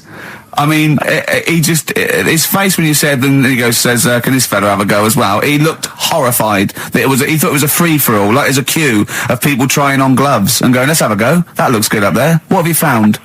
No, I mean, how come you had to sort of... Is it not something you could test on yourself rather than waiting for other people to come in? Because then, It's an awkward position to get to, really, isn't it? Well, but you can have a good rummage then without feeling too awkward, but to sort of have a go on your first patient when you don't really know what you're looking for anyway, do you know what I mean? Never really thought about it. Because you don't... If you've never done it before... You pop your finger in there, and you've got to sort of look. You've got to have an expression on your face, like you know what you're finding. Well, they can't see what you look. They can't see your face. There. You got the big boss consultant man going, now move your finger there, and you'll probably feel this. But he's just done it. He knows what's there. Well, what? Oh, so he's already had a go. He's had a feel, and he's going right. If you feel to the right, that's the conglomerate or whatever. The conglomerate, yeah. It's conglomerate is in perfect working order. Well, that's. I'm still. Thank you, Rob. I'm sorry you had to go through this. Carl is probably the worst patient you'll ever encounter in your medical career. Good luck with your finals, and thanks very much. And do you know any female doctors who do this? Or? Thank you. XFM 104.9. Thank you. Josh Rouse, it's the night time on XFM 104.9. Steve Merchant, Ricky Gervais, Karl Pilkington, and what is it time? I think so. Yeah. Oh, chimpanzee, that monkey news. Right then. So there's this monkey, right? In Canada. It's in a zoo in Toronto, I think it is. His name's Pascal, right? And what happened was all the people in the zoo sort of said, you know, what can we do? Sort of spice the day up a bit, right? Yeah. So they left. Embellishing. No way this is a news story. Let him do the news. Okay. So they Any left. dates? Just let him read the news. Well, Right? You wouldn't interrupt Moira Stewart. It was about 2 weeks ago. No, because she always says today, so you know it's news. She doesn't say, right, there was a monkey, right? Right, in Canada, Go on, right? mate, just finish the beer all night. A couple of weeks ago in this zoo in Canada. Right. Jesus. They got a camcorder. Right. And they said, let's leave it for the monkey to have a play with, right? So anyway, they passed it around, Won a BAFTA. and a couple of chimps and that were rubbish at it. They were like filming the floor and all that, and the fingers were always in shot and stuff like that, right? But anyway, there was this one chimp called Pascal, right, who Annoys me that he calls them monkeys, though. They're not monkeys, they're apes. he was a dab hand at it, right? He was like filming stuff, really good shots, you know, sort of nice mood and that. He used the lighting properly and all the rest of it. No, he didn't. Is this the news? What are you talking about? Is this the news? Steve, anyway. it's so annoying. You know it annoys me so much. Things like that. He was a dab hand. He was doing really good shots. It really annoys me. Let's hear the news. Anyway, right, so he started at night, like when the zookeepers went home, he started filming like other monkeys on the go, like whilst they were at it, right? And he was filming them and what have you. The Ron Jeremy of I the love zoo. it. You know it's going to end up on the web. So anyway, the zookeepers came in the next day and it's like, let's see what shots he's got. Anyway, he's got all this, like, you know, all these monkeys at it and what have you. So, this is honestly, you don't know what this is doing to me, Steve. Can I stop him now? So they thought, like, actually, there's a few monkeys who aren't at it enough. Do you know what I mean? They have problems and what have you. So let's give them the videos. That is so untrue. This is so untrue. So- It's so untrue that it was filmed by a monkey. So what It's so happened untrue. then, right? Rick, I don't know who to believe. Oh, God, you're talking so much shit again. You must know that's not true. There's no way. There's a load of tapes out. Look at me. Look at me. Don't keep talking. Look at me. Yeah. You must know that's not true. Can we It's just all hear the end of this It's all news? here. You had a go at me last week because I didn't have the full story. I've got the full story. You're still not happy. There is no way that by chance, what should we do? Let's give him a camcorder. That could happen. He then films him at it. That might happen. It might happen, but I don't think he'd keep the camera still. Two, they go, hold on, this is good stuff. This is good shit. This porn's good shit. Anyway, look at so that. He's got a lovely shot. Yeah. So this is ridiculous. Let me just recap because I lost my way there. So the monkey has filmed the monkey porn, and now they're showing it to the other monkeys. Is he directing? Can you hear him saying stuff? Can you hear him go? It's just like, you know, Chimp Pimp 1, 2 and 3 and all the rest of it, right? But anyway, so they've got all these other tapes, because what happened was, they said he's quite good at this. Oh, And the animals, God! and the animals are happy having him around because he's not a human. He's just one of the gang. Do you know what I mean? So they started putting him in with other things like, you know, ostriches. Right. And Talking shit. there was and you know they have a problem with pandas in Japan. So they've sent him out there filming a bit of. Where are you going? Honestly, you really annoy me. There's Come on, no please, way 'cause this is happening. Can we It's just hear the absolute. Why can't he just find a real story about a monkey? Let's hear I mean, the end. the end is He's in really China. that he's going to China. He's filming the pandas and whatever. No, he's not. They wouldn't send a monkey director. forget They would it then. not It's send a pointless. monkey director. Pointless. Thunder Road by Bruce Springsteen, possibly the greatest rock song of all time. I don't know. Big words. Big words indeed, but I echo them. Well, we're running out of time. We've got to get on with the show. It's near the end. I hope you enjoyed it. I hope the scientists stuck in a big, hut in the middle of nowhere in pitch darkness, 10 of them. Oh, I imagine they've been fascinated, Rick, by the finger up the arse discussion. We had Chinese don't age well, gingers, all that. The big fat kid. Well, actually, they're probably secure in the knowledge that if they want to kill some time and it's dark, there's nothing better than stick your finger up someone else's ass. Exactly. So enjoy that. But they've been hanging on for Rockbusters clues, I imagine. Here's the answer. So give us the clue again quickly. All right. So the first one was the fella let his wife know how he got the bruise on his legs. Go on. Right. That was Courtney Love. Yeah. Courtney Love. So that's Courtney Love. So that's the first one. CL. So that one's fine. The second one. That Potter lad. What am I doing? Letting that one Just go? let it go, just let it go. Am I just letting that go? Annoyingly, we haven't got time to take issue with it, Rick. Okay. That Potter lad, he's got a lot of bottle, hasn't he, doing all that stuff with the wizards and that. Go on. That's Brave Harry, the Bravery, current sort of XFM band, the Bravery, Brave Harry, that works as well. No, it doesn't. And the last one. No, it doesn't. No, it doesn't work. The Buddhists. It doesn't work. Won't be able to get in their temple without Doesn't these. work. Brave Harry. It doesn't work. Brave Harry. The Brave Harry. Buddhists won't be able to get in their temple without these. TM. That's Yeah. the monk keys, right?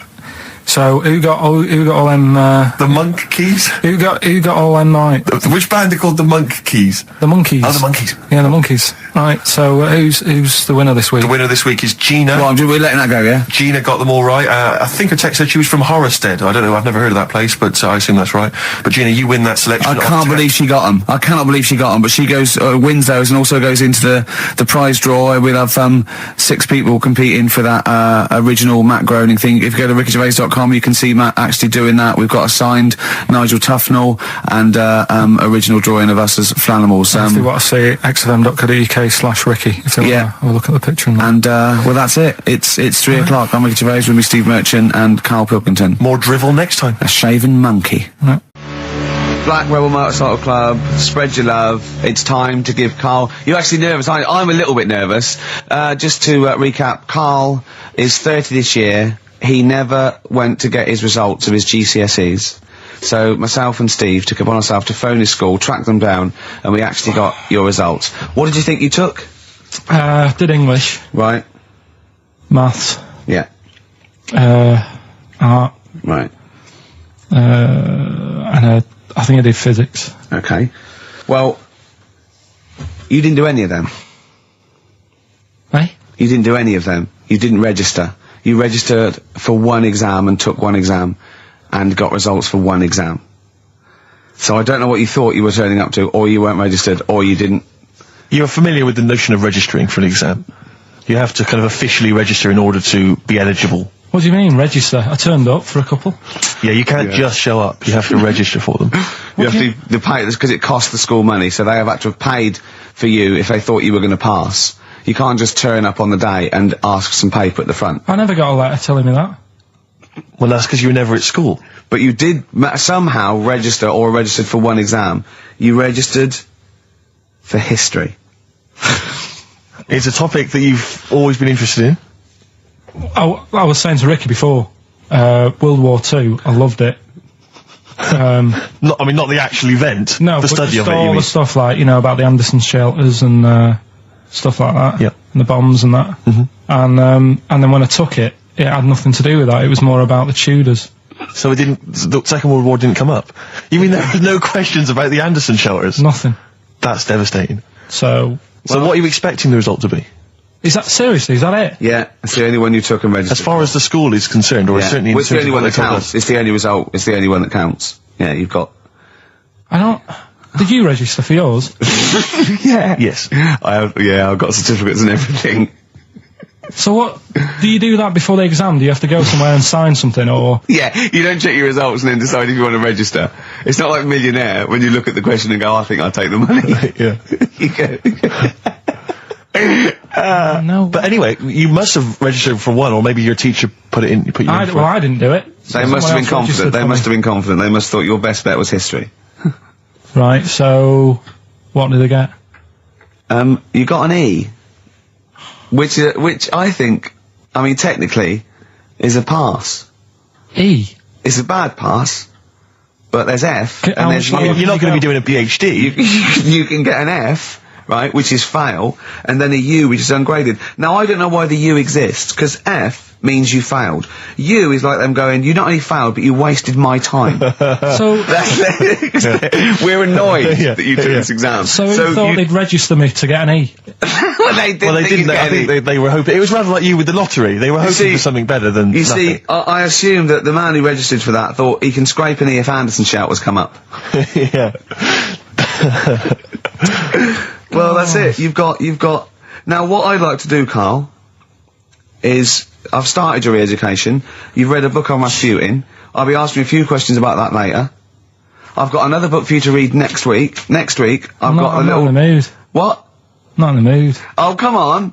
Look, what's that? What does that say? It's that fella. It's the picture of the bloke that he used to use for Citizen Smith. Yeah? Che Guevara. Yeah. Yeah. He was quite happy, I think, when he found out that Robert Lindsay was involved. He went, yeah, of course you can. No worries, yeah. What are your feelings, Carl? What do you think? Are you emotions depressed? I'm just a bit annoyed because I'm sure I turned up for more, so it just wasted me time. Listen, they don't matter. I'm sure you're doing very well. You know, you can educate yourself. GCSEs are merely a step on the ladder to help you, not just for education, but, you know, they're more vocational than anything else. You're doing very well, and you're reading books. Don't worry about it. But can I suggest something? But if you want, I'll pay for you to take history again. Carl, we'd love to see you get a C or above. And Well, we're I'll willing pay to... for you, and I'll get you some books. Right, now listen. We can, let's get, I reckon, when are the exams? June? Something like that, yeah. We'll try and register next week, and I reckon you can get an A or B. I'm history. I'm In busy. history. No, don't worry about it, it's just easy. Okay, you've wrote his notes. If Heat magazine, they love you, Carl. They could probably sort something out. They could probably pay for a tutor. They got a lot of money, they sell a lot of magazines. I mean, it is always, almost always, and you found that out, I discovered this, it's always the Tudors and Stuarts. There's no fear for them not coming up. Now, what do you already know about them? You must already know stuff about Henry VIII and Elizabeth. No, because it's too long ago to even get interested in. Do you know what I mean? You can't. Is that why you relate didn't? to it.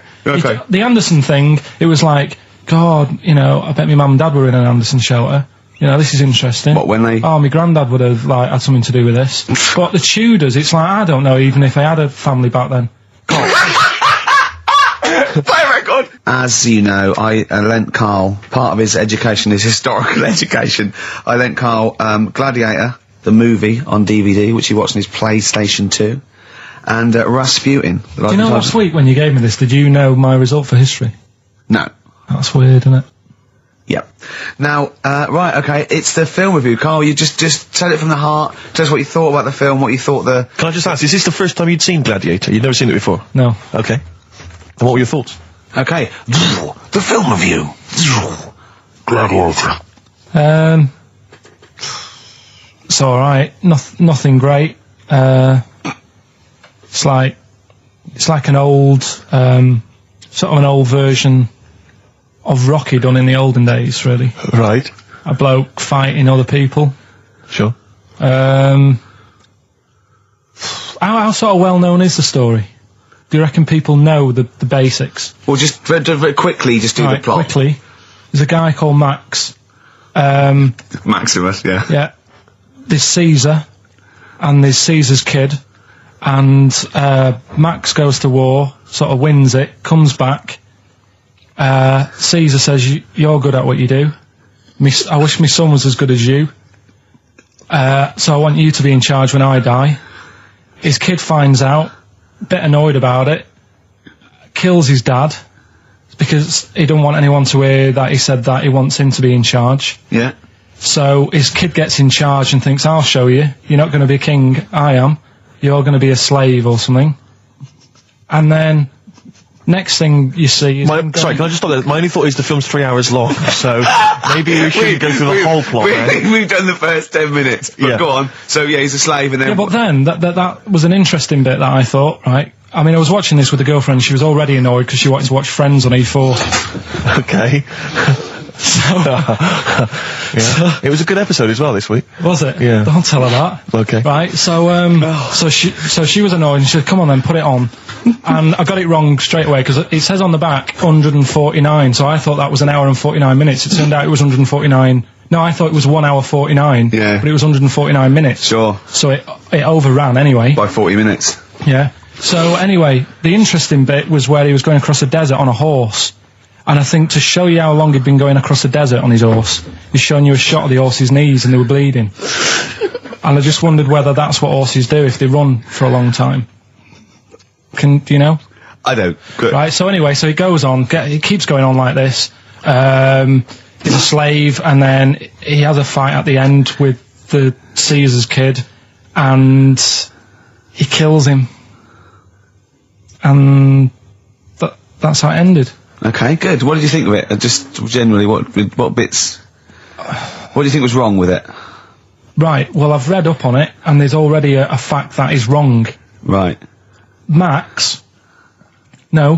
Caesar's kid, he didn't actually kill his dad. His dad died of a natural death. Right, in real life, you mean? Yeah. Okay. And, what's Caesar's kid's name? Comedian or something? I think it's comedian, yeah. Yeah. That's where the name comes from. When a funny person is called a comedian. He didn't actually get killed in real life by Max. No. He died by his sister poisoning him, and he didn't die. No. Are you saying that this is not a historical document? It's wrong. All over the place. Yeah. Well, next week I'm giving you Braveheart, and that is actually true. That is factually accurate. I can't handle it. It is. It was a little Australian fella that helped him out. Just for people who watched it, Go on. know that the guy, Caesar's kid, Yeah. he died.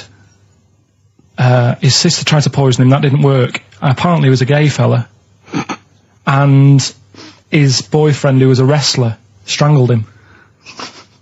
Where did you get this information? On the internet. I thought I'd look it up to see how much of it I actually got right. Yes. And that's what I read. Okay, so out of 10? 5. Really? Yeah. Okay. It's no good. I wouldn't get it out. And it's annoying the way it says, like, this film's got to be seen at the cinema, because I saw it at home, and I don't think I missed out on anything. Very good point. I think that's probably the point they're making, but yours is valid too. We'll play a record, and after that I'm going to ask you about Rasputin, the Mad Monk. But anyway, Gladiator, just was going to add on the end of that. If you're into that sort of film, Jason and the Argonauts is probably a better bet. Is that factually accurate? Did you look that up or not? Did skeletons actually come out of the ground and fight? Yeah. I don't know, but it's a more enjoyable film. Okay. It's shorter. Okay, now, just moving quickly on, just to the last item on Carl's re-education this week. Rasputin, you read a little book about Rasputin? What did you know about Rasputin before you read the book, Carl? Can I just tell you, Oh. when I handed him this book, it was my house, he went, is he the one that lived under the bridge? And I went, what do you mean? He went, the fella that lived under the bridge, and you had to pass him and Jane went, you're thinking of Rapunzel. And he went, yeah. And I went, well, that's not Rapunzel either. Rapunzel's, you had to say, isn't that, you had to guess his name. The person who lived under the bridge was the troll in the Three Little Brick Rough. I'm a troll, foldy well. So, to answer your question, Steve, that's what he knew about Rasputin. Okay? So have you read this whole book? Can I just have a look at it, Rick? This whole book, it's about the size of a beer mat. Yeah, I'm just thinking, but did you read the whole thing? No.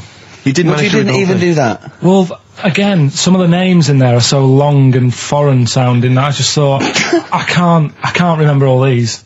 So I just got to the meat of the story. Go on, Okay, what what is did it you then? learn about Rasputin? Right. He was a monk. Yep. And, Mad? he... Was he a mad monk? Hang on a minute. Don't confuse him. Sorry. Right. Go on. God. You see, this is what happened in the exams. Right, it was... Oh, don't do that when I'm drinking, Carl, please, mate. He loved his women. And that's how the story started off. He had really nice... Story started off. Yeah. He had really nice eyes, and that's what everyone fell for, especially the women. Yeah. Anyway, the people back then thought he had special powers because he could hypnotise people or something. Oh, yeah. And it was about a little lad who had some sort of blood clot on his leg. And he said, just calm down and you'll be alright. And people thought he had special powers, but what he was doing, he was saying calm down, and he relaxed, and it stopped the blood flowing sort of as fast. and that's how he got better. But anyway, that's the only bit of special work that he did. And then he kept going on, and he was going in brothels and all that. And the people in the town thought, this isn't right. He shouldn't be going about doing this. And Where did he live? Russia. Right. Is that right? Yep. What sort of era? I thought you'd like now. You know, No, about 1800. Okay. All right. Okay. And then... Do you want to check that, Steve? You got the book? People Well, got I know sick for a of fact that's him. not right. People got sick of him, and they said, "Oh, we'll have to get rid of him." So they tried to. He loved cakes as well as women. Okay. So they said, "Let's poison a cake," and they poisoned a load. Of Easier than cakes. poisoning a woman, wouldn't it? And he ate these cakes, and it just didn't kill him. And they were like, "God, what's going on?" And they kept giving him more and more cakes, and He was suspicious. and that didn't work. So the fella said, "That's it. I'm going to shoot him." So. Well, I imagine it was the end of his tether. So- I mean, he was back and forth to Mr. Kipling's. He shot him once, and that didn't work, and the fella thought, oh my god, and he started running away, and Rasputin's running after him, and he shoots him like another, I think he took 4 face bullets. full of Battenberg. Four bullets. Who's It going to took, swear then? 4 bullets it took to kill him, and then this fella who was after him chucked him in an icy lake, and that was the end of him. But I don't understand, sort of, What don't you understand, Carl? well, the fact that, you know, he's a bit of a name in history. I don't understand why, because it just sounds a bit like my brother. Does he love women and cakes? And do you think that'll be his downfall?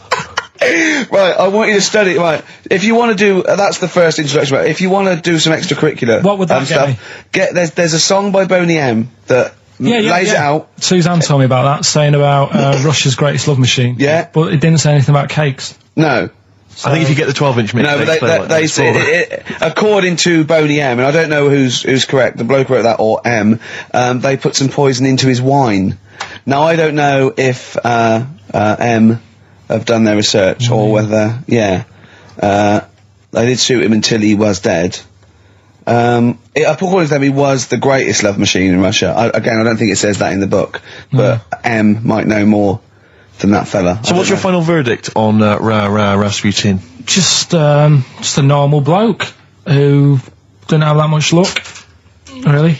That's what I don't understand. I was waiting for something special at the end, but just a normal fellow, really. Yeah, just an everyday. Happens all the time, doesn't it? Just an everyday mad monk. Yeah, just an everyday mad monk. You have to shoot and poison and throw in icy lakes to kill him, and who loves women and cakes. I mean, come on, do we need another one of them? Boring. So what would you say about him then? How would you sum him up? I think you've done it. I think you've done it. There you go. So next week, Che Guevara, you going to read the book? I don't know. Come on. Next week, Che Guevara. Take it home. There he is. Give it here then. Anyway, okay then, well, you were tested on Che Guevara. Right, Carl. We should just remind people what happened, because This last is a week little series. I've got lots of these little books, right? They're about like 2.5 inches long by about 2 inches wide. Those tiny little things you see in the sort of on the front counter of Waterstones or Smiths, and it's the Life and Times. It's a series of all the greats in history. Last week you read about Rasputin. He wasn't impressed. No. This This week, book's a little bit thicker than the Rasputin one. no, it's the same. I think was it? Maybe the writing's Bigger smaller. writing or something. But okay, Che Guevara. Who was Che Guevara? Just now, you learnt to pronounce it, right? And how do you remember? You told me in the week how you remembered what his name was. Che is like shake, and his surname is like guitar. Right. Shavar. Okay. But anyway, right. Tell us what you know, and I will ask. Right. First of all, his name isn't really Che. Right. It was something else, and Che means buddy in wherever he's from, Argentina. Mm-hmm. Right. That's right, isn't it? Yeah. Yep. Right. So anyway, he was born, and he was. By the way, Carl's not reading this from a book now. This is all out of his own head. This 'cause is not pre-planned notes. No, this is. I mean, I know it sounds written, but he's just. Yeah. Right. Here we go. Go on. He was born. He had bad asthma as a kid. Right. Which I thought was quite interesting because they didn't have cars and that back then, and that's what they're blaming asthma on these days. The bad build-up of traffic and that. Well, they So, did have cars, Carl. not as many as they have now. Okay. So that was something I picked up early in the story. He had asthma. Yeah. His dad was into he wasn't a politician or anything, but he was, they were into the politics. Sure. So he sort of grew up around a family who was into, watching the news and that and keeping up to date on what's going on in the world. So that sort of rubbed off on him. He went to school. He was doing stuff on medicine. Yeah. Yeah, he wanted to be a doctor, or he thought he did. Yeah. Anyway, he learned really quick. He did 6 months work in about 3 months. So he could have some time off school or something. Right. So he took that time off Yeah. and went to travel South America with his mate on a motorbike. Yeah. Yeah. And he saw all this bad going on in the world, and he thought, oh, this is bad, this. Yeah. I could do something here. I could change this, make it a nicer place to live. So he said, what I'm going to do is join a gang that sort of is against the like the government. Yeah. Right. Right. Am I right so far? Yeah. You're doing very well. Right. And the woman who he met, who was running this gang, is a woman called Hilda, who he later married. All right. And Hilda introduced him to Castro, Right. who was the head cheese of the gang, Right. who wanted to change things. Okay. And so she said, this is I think his real name was Engelbert or something like that. Ernesto. What? Ernesto. She said, this is Ernesto. He does medicine. Should have him in our sort of army. So when there's injuries and that, he can make people better. Yeah. So he said, yeah, all right then. So he joined the gang, and they went went to sort of. I'm chopping it down a bit. No, sure. You're condensing it. It's not in real time. No. So anyway, so they go. It feels like it. You see, this is why I just wanted you to ask me questions. Well, listen. Let's cut to the chase then. So obviously he made his name as part of the Cuban Revolution. Yeah. Yeah. Do you know what date that was? About. No, I don't. Okay, and obviously, so he was had a big involvement in that. Yeah. Which country was he caught? It was caught in Bolivia. Yeah. How did he die?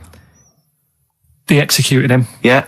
They shot him, and his last words before he died, right? The guy's there with the gun, and he wasn't scared. He wasn't crying or anything. He said to the bloke with the gun, he said, "Go on, shoot me. Be a man." Yeah. He said. Yeah. And they shot him. And did it tell you what happened to him after that? His dead body? No, but Suzanne was telling me about this the other night. She said there's more to it than that. They stuck it in a glass coffin, didn't they? Well, no, but before that, they cut off his hands and his feet and sent them to the. No, and because they buried him in different places, and then they buried the body. I think they might have sent the hands to Fidel, but they buried him in an unmarked grave because they didn't want anyone to start using his grave or his tomb as a place of martyrdom. But of course, that just made him even more of a martyr because no one knew where he was buried. So it just meant that he was. Yeah, even but that more wouldn't work anyway because if they did find out, that's more places people can go and sort of grieve. Do you know what I mean? If you've got all these different graves, what with different parts of his body? Oh, you've got a foot over there, and it's like, well, oh God, his head over there. Thanks for what you're doing. Yeah. So all in all, essentially, what's your summary of Che? Yeah, you like him more than Rasputin, don't you? A lot better bloke than Rasputin. I can understand why he gets one of those little books. Well worth knowing about, and good bloke. Did a lot, Crammed a lot into his short life. Yeah, but interesting bloke.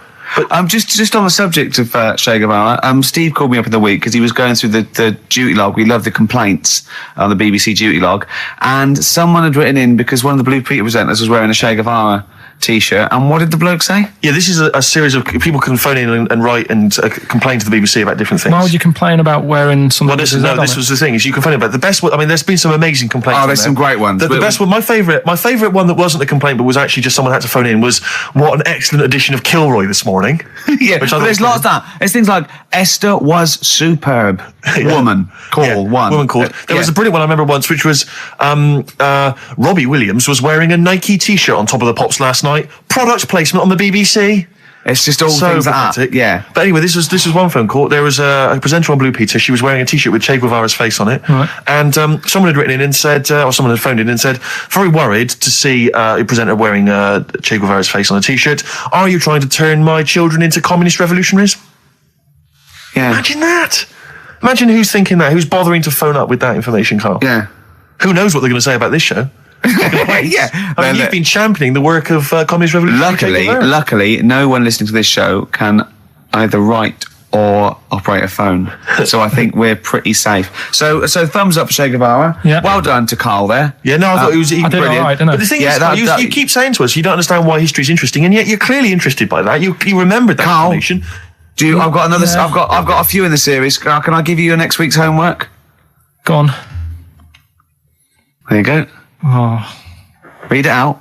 Hitler. Hitler, the life and times of Hitler. 1889 to 1945. Yeah. Yeah. Do you know much about him? What was the significance of that last date? Why did he? What was that last date, Karl? Why do you think he died in 1945? End of the war, Yeah. which I'm interested in. So this will have stuff about Anderson shelters and that.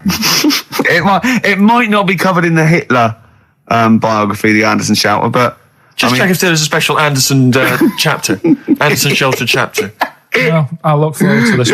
Yeah, Be interesting. Powdered Egg is page 4. Yeah. Excellent. Well, we're going to play a hip hop. Yeah, it's time for a hip hop hooray. People are absolutely in love with this feature, Rick, as you well know, and I know you're somewhat jealous of it. Yeah. This week, I know that Outkast are currently on the playlist, aren't they, with their new single "Whole of the World"? Is that what, the whole world? Anyway, this is a track from the big compilation Outkast. It's just a sort of compilation of all their greatest hits, and this is a good one. It's called Rosa Parks. Play it, Karl. From their greatest hits album, that's Outkast, and a track called Rosa Parks. Like it. Yeah, enjoy it. Yeah.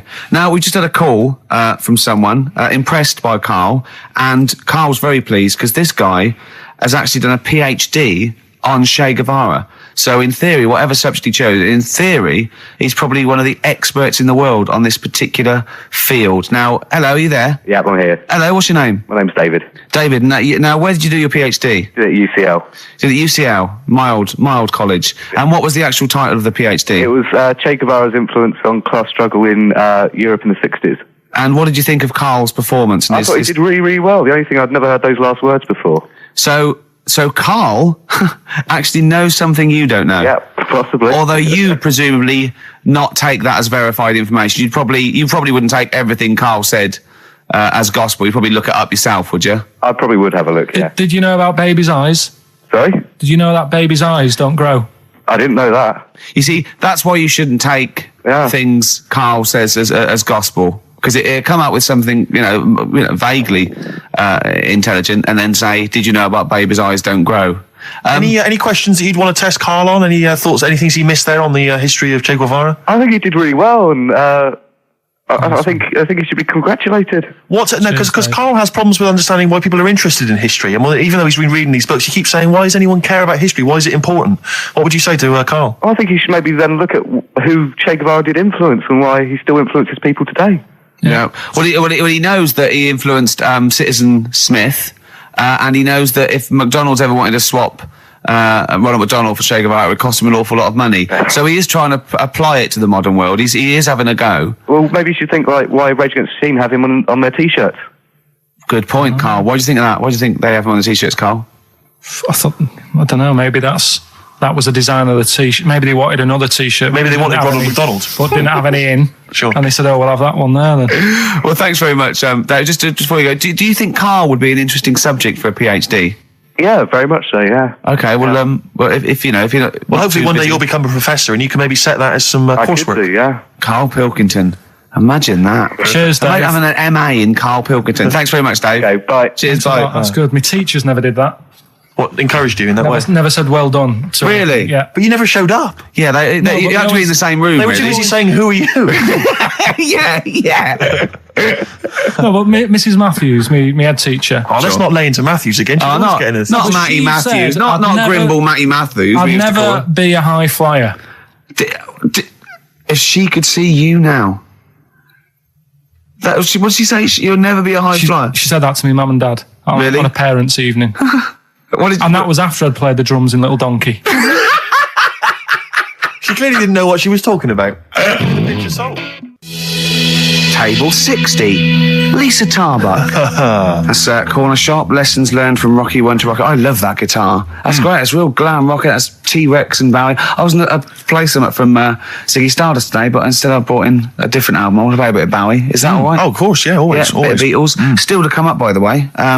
With the education of Karl, last week he did Che Guevara. He did very well. Before that, the week before that, you learned all about Rasputin, didn't you? And this week you've been studying Hitler, haven't you? How does that go? How do you like that?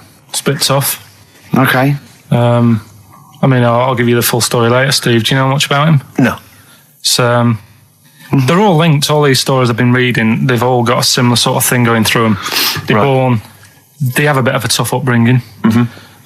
Things aren't going well, and they seem to take it out on other people. Okay. But I'll tell you more later. Okay. Yeah, I don't think you can... I mean, I don't think Hitler and Che Guevara... It's the same thing. Che Guevara, when he was a kid, had like asthma. Right? He wasn't an happy kid. Hitler, he only had one ball. Well, I was trying to find about that. Yeah, seriously, he phoned me up in the week. I said, how's it going? He went, I've just skimmed it. I was looking for the testicle thing. Now, I don't know if they left that out or it's not true. Right. So he was trying to look up that Hitler has only got one ball. I think they only did it to wind him up. Because it's like, you know, you might be taking over the world, but we're all saying you've only got one testicle. Sure. And it's so did you look in the index and it's sort of Hitler, Adolf, family life, early childhood, testicles, absence of? Sort of skimmed through because one of mother brackets other. Albert Hall. The only thing I could find was at one point in like when he was trying to run the place, there was a meeting going on. And somebody put a bag in the meeting room and it blew up. Yeah, and I'm wondering whether it was under the table. Yeah, but... Well, you're wondering if it blew a testicle? It was the testicle was under the table. No, the bag blew off the ball. No, the ball sack was probably hanging below the protective top, and so that's where he could have lost. But why would he have only just lost the one? Because the way he was sitting. Cross-legged or something. Sure. Okay. Well, I mean, again. Last week we had a Che Guevara expert who phoned up. Maybe they could. Maybe there's a Hitler expert this time who could maybe phone up and confirm the testicle theory. XFM 104.9. Sorry, I was going to back announce that track and just mention it was Elliott Smith and the track "Son of Sam." Well, I think I'd just better ask Karl a couple of quick questions about Hitler. Then we can get on with our lives. Okay, we can tick that particular box. Yeah, that. Okay, Karl. Put that particular dictator to bed. It's week 3 of his education. You've nailed Rasputin and Che Guevara. I don't want to lose complete sight of those. I'll maybe ask you a couple of those in the week just to so you keep your mind on it. But Hitler, tell us the story. What have you learned? Do you want to ask some questions? No, not really. Just sum it up in a minute. What do you think? Do it in a minute. Well, can I ask some questions then? Where was he born? Austria. Tell us about his early life. Right, he was a young lad. Brilliant. What in his early life? Okay. Yeah. What's the name? His mum was his dad's second cousin, which is a bit weird. Yeah, that is weird. They had 5 kids. He's going, it's usually first cousin where I come from. Oh, that's unfair, isn't it? Jeez. There's no need for that. There was 5 kids, but only 2 of them, including Hitler, including him and his sister survived. The others died at an early age. Okay. Right. Anyway, so they grew up, and the mum died and the dad died and that. And he thought, what am I going to do? Because he didn't do well at school, didn't have many qualifications. No. He liked art. Did he have a GCSE in history? Liked art, right? And then, so he said, right, I'm going to go out to Munich. I missed a bit out, actually. Jewish people were in Austria. He didn't really like them. Okay. He thought they got, special treatments and stuff and just didn't like them. So he went to Munich and he joined the army. Right. Yeah? Yeah. And he was in the army and he got injured. Right. So he went to hospital, and whilst he was in hospital, the World War I ended, and he was like, oh, God, I want to... I was enjoying that. Yeah, So... Don't, because you're breaking the concentration. Yeah, sorry. I'm not even sure I want to join in on this one, just in case. Okay. Right, go on. Right, so... he was in hospital. He's in hospital. He gets a bit better. He's never that fit, though. He's one of these blokes who was always ill. That was on something like 30 tablets a day or something. Comes out of there, joins some other army. Right. God, I knew it all this morning.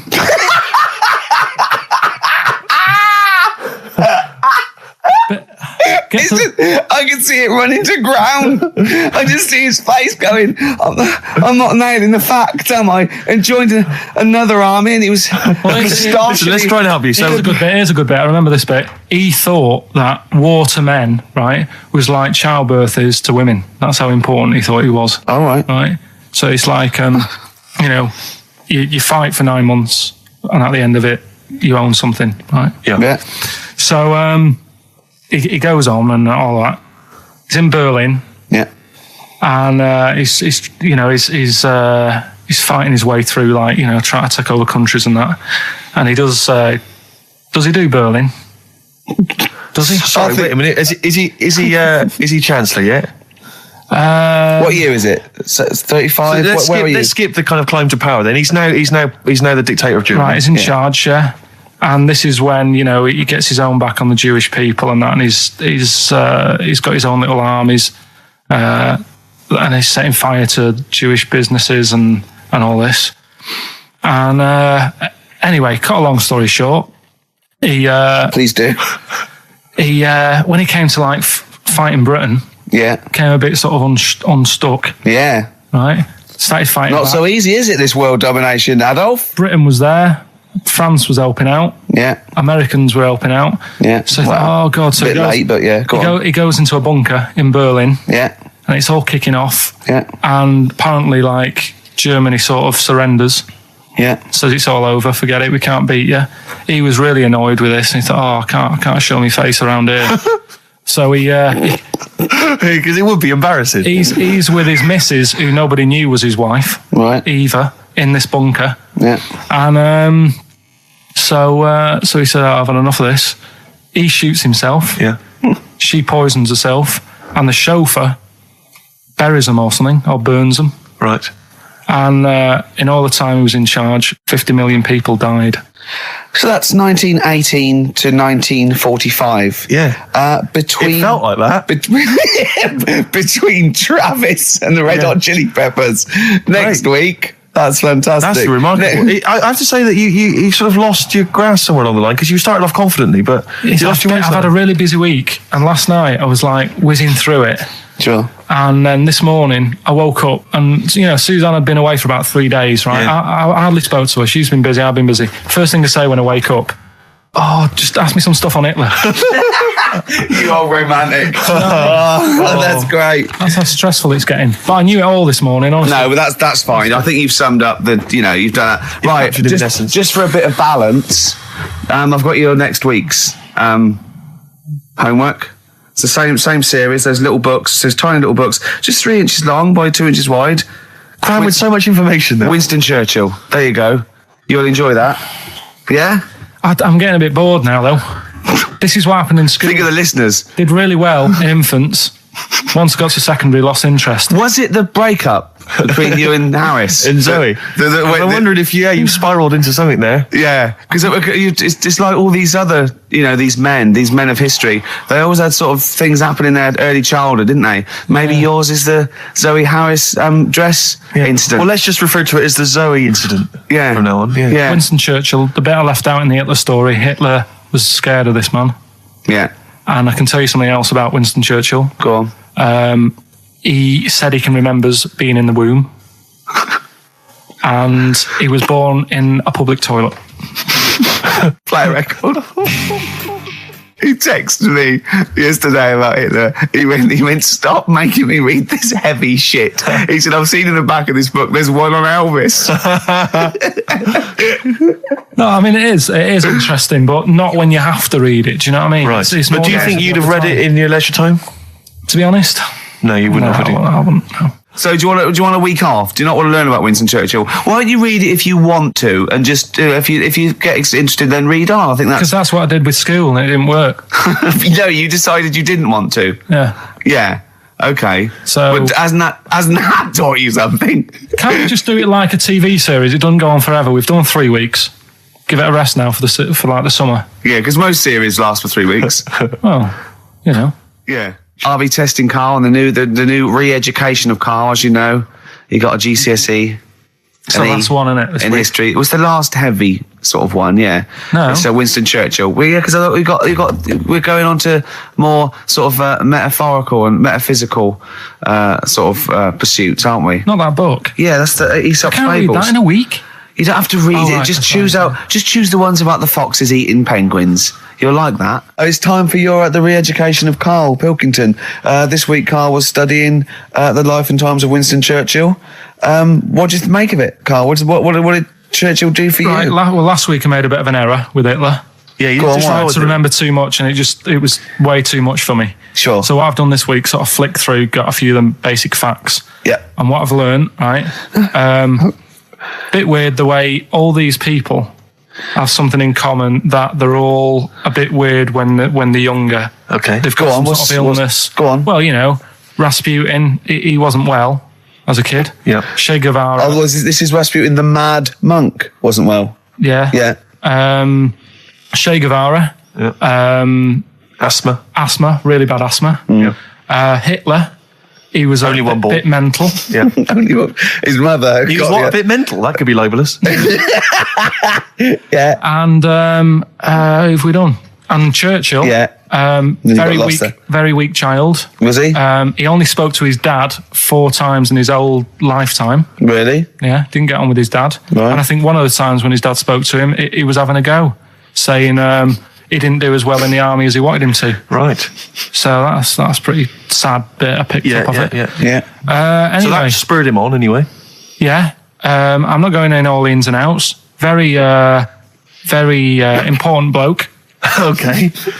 No, seriously. I mean, Yeah. your dad bought the tapes, didn't he? Yes. And I can understand why. Because he did change a lot for us. You know what I mean? We wouldn't be sat here now talking like this. Why? We could have been German. Yep. He didn't let that happen. No.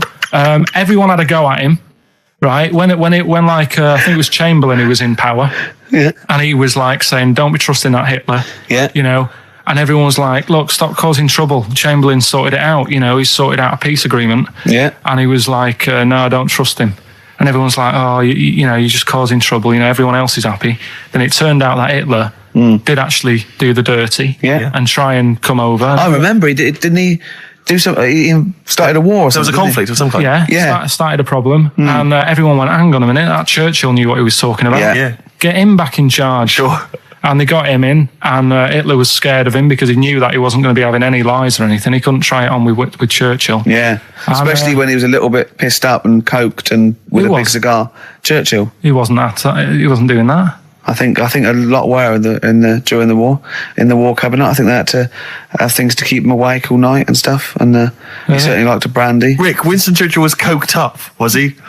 I mean, sorry, this is something I wasn't aware of. If there are any historians listening, if I'm wrong, I'm Was that in very the sorry. World at War?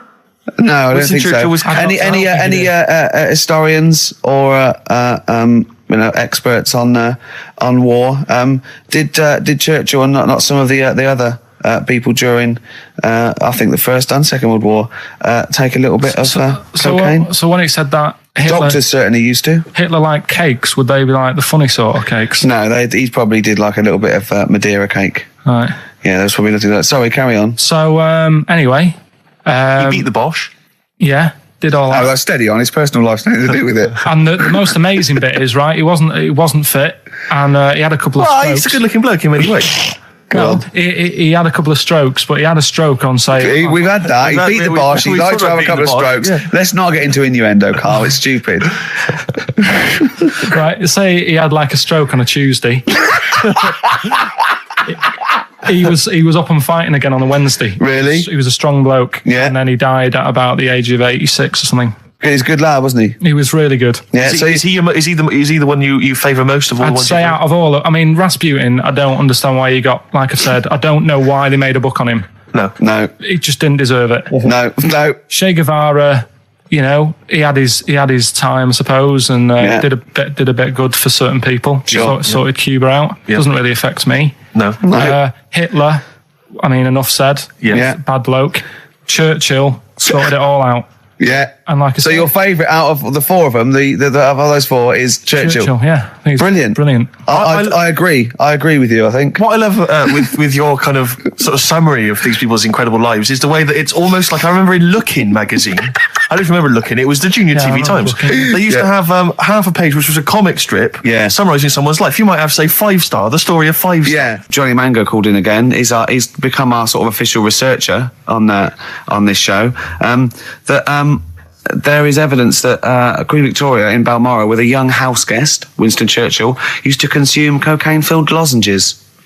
Mm-hmm. So there you go. Also, MDMA was a precursor of sort of ecstasy, a derivative, and that was big in the day, giving soldiers, a little pick-me-up. So it's not so mad, is it? It sort of makes sense, because he was into his speeches and that, and they say that coke gives you sort of...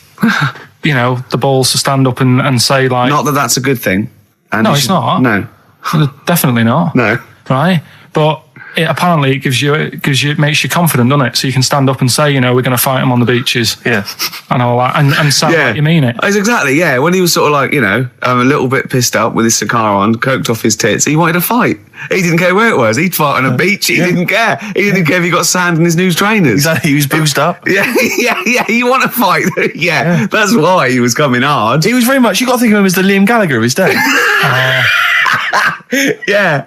Oh, dear. Do you know what a fable is? I'll try to explain briefly. Do you know what a fable is? I've got a rough idea. Okay. It's a thing that uses sort of metaphor, analogy, just to explain sort of morals. I mean, they're very, very old for a start, and it's all. I'll give you an example of one. A quick one. Oh, the one about the dog with two bones. He goes to a dog's got a bone. He sees a reflection in the lake, and he thinks, "Oh, that dog's got a nice bone. I'll have that." And as he goes to get that one in the reflection, he drops the one he's got, and that's one about I think I was told one when I was younger. Go on. I think it was one.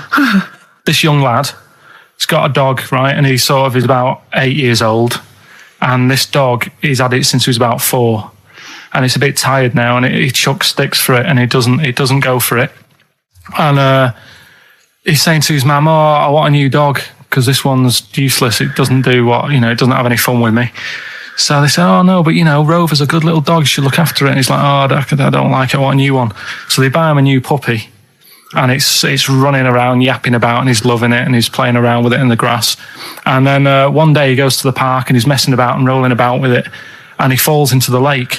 Right, and the little puppy's like yapping at him, and he's going, "Help me, help me!" The little dog's yapping, and then the old dog comes and gets his collar, and it pulls him out of the lake, and he goes, "Oh God, why did I forget about you? You're the better dog." And he loved that one again rather than the puppy. I got a feeling that was Lassie. Well, yeah, that was an episode of Lassie. What's the moral? What's the moral there, Carl? What's that telling? What's that explaining through analogy? Sort of, don't forget the old. Look after old people.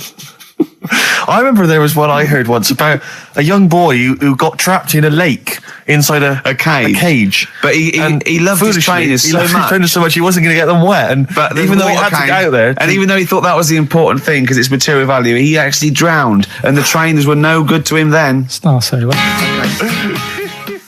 Now listen, I'll give this one. This is an easy one. Now just think just what it means. They're not that hidden. They're not that cryptic. Just think what this means, okay? Okay. When the Hares addressed a public meeting and claimed that all should have fair shares, the Lions answered, "A good speech, hairy feet, but it lacks claws and teeth such as we have." How would you use that? No. What do you think that means? This is translated from the, I don't know, Greek or something. I don't know. It was Aesop. Where's he from? Greek. Yeah. So shall I do it in my own language? Okay. So what would happen if there's hares and they have a meeting in the jungle with like loads of lions and go, "Hey, hold on, wait a minute. I think we should all be equal and share everything. All right?" And the lions go, "Well, yeah, it's easy for you to say. We've got claws and teeth." Yeah. What does that mean? It's saying like, of course the hares want that because it's better for them. The lions get nothing out of it because they're already king of the jungle. That's right. So it's negotiating from weakness. Anyone can negotiate from strength, but negotiating from weakness is it's be lovely. It's a lovely utopian look at the animal kingdom. But the way you said it is better than the way they worded it. Well, that's because Ricky's very much the modern Aesop. I mean, many people have thought that. That's why he's getting a lot of awards with the TV show. For him, that's a fake. So look, I'll take that home and read ones you like and tell me about the ones you like, ones that click. I don't care if you only come in with like one or two. Go, I'll tell you what, Rick, there's one thing that I've learned from that. Because sometimes you can know all these phrases and until something happens, you don't think, everyone's heard, I don't know, to err is human, to forgive divine. And then something, might happen. Do you go, oh, that's what that means. That's amazing. Well, you were studying Aesop's fables, weren't you, this week? Now, I'm going to be very liberal here and let you talk about it. It's not a test. I'm not, hey man, just like chill out. I'm not this like rigid sort of, box in society. Just tell us your views. Just tell us your vibe on Aesop. Tell us something. What have you learned from these fables? He made a bit of money out of something that's quite simple. I don't know if he did make any money out of it. I mean, I think it was published like thousands of years after his death, but go on. Yeah, they're just little stories. I mean, enjoyed them. Yeah. Didn't learn anything from them. Okay. Or did you see? Because it's teaching through sort of like metaphor and analogy, and maybe it all seeps in and it's all subliminal, and maybe in a way your subconscious is teaching you. No, it's silly, Ricky. It's silly. If the stories were done in like a real way, that there's like a man and a woman, and it's a little story that something happened to them in life, then you learn something. But it's all about, a gorilla and a fox are walking through the woods. How often does that happen? Sure. So you're saying if it was more like if it was more true to life, if it was more like, maybe, if it was maybe more like yours. real stories, like a kid on his grifter and a magpie pecking at his head, or two frog boys with webbed hands. I mean, if it was real stories from real life that people could believe, actually happened, maybe it would teach us something. But why not do that? Like take a real situation, say like the So Solid Crew guy, yes, going down for carrying a gun. Use that in some way. Do you know what I mean? As a warning, maybe about carrying guns. What about something like if you carry guns and that is illegal, you could have some sort of punishment? Yeah, that's good. So it doesn't bother you then that the fact that these fables have been used for many, many generations to educate maybe young children or even older people, the fact that they've served a brilliant function and they've become classics, that doesn't bother you? You've seen through them? Well, they don't always work. Okay. When I was out with Rick the other day, he brought one up. I told him the one about the two mice, the industrious mouse, who throughout the summer he would be storing berries, nuts and berries, and he'd be storing it, and the other mouse would just be eating off the trees and running around and having a laugh. And they go, well, you're going to become hungry. We go, oh, I'll worry about that when it comes to it. And they'd do that, and he'd be storing his nuts and berries, and autumn came, and the mouse was still playing and not doing anything. And then winter came, and the silly mouse was like shivering, and he went and knocked on the mouse's door and went, I'm freezing and I'm starving. And the clever mouse said, well, I told you, didn't I? You should have been storing your nuts through winter like I did. Come in and share mine. And what did you say, Carl? Well, and the moral of that is whatever. Just be careful. But my thing is that it's not very good, because the moral of that is do what you want, and there's always a do-gooder, a chair there. Sure. Yeah. But the way I think, which is more sort of 2002, the ending should have been, the guy with all the berries should have been going, I'll be all right come the winter. I've got loads of food. I'll be safe. But then as he's going into his little hut at the beginning of the winter, some sort of bus or something comes and kills him. Right. And it's like, you should have partied hard because you might die. Yeah. Enjoy life whilst you've got it. Yeah. Okay. And if winter comes, just starve to death. Well, worry about tomorrow. Okay. I'm wondering if there's a new book here. I really am wondering if there's a Karl's Fables. He's been coming out with some all week. He keeps going, well, that's a fable, isn't it? Yeah. So what's your favourite fable in there? Have you learned anything from this book? Is there one fable you liked? Yeah, I mean, they're all right. What did you like? You've thrown it on me now there. Didn't you like one about a crab, you said? No, that was the one about messing about on a cliff edge or something. Don't mess about on a cliff edge. What was that? I don't know. There's not many around here, so I didn't take much interest in that one. You know what I mean? God. I'm doing my best here. Here's one that was quite nice. There was a belly, like your stomach. Yeah. And it's this belly on a pair of legs. And the legs was saying, I'm more important than you because I carry you around. And the belly said, yeah, but, you know, if it weren't for me holding all this food, you wouldn't have the energy to walk around. Yeah. And that means, like, you know, rather than working on your own, it's best to work in a team. Yeah. So, well, the one similar to that I was taught when I was little was a vision of heaven and hell, and it went down to hell, and in hell, right, there was these people had like 20-foot long chopsticks. yeah. And they were getting their food, and they couldn't get the chopsticks into the food and get it round to their mouth because they were just too long. Right. Right, that was how. And in heaven, they had exactly the same thing, but they were feeding each other. What? You don't like Chinese food? Is that what you're thinking? Is that what your concern is, Carl? No, I'm just...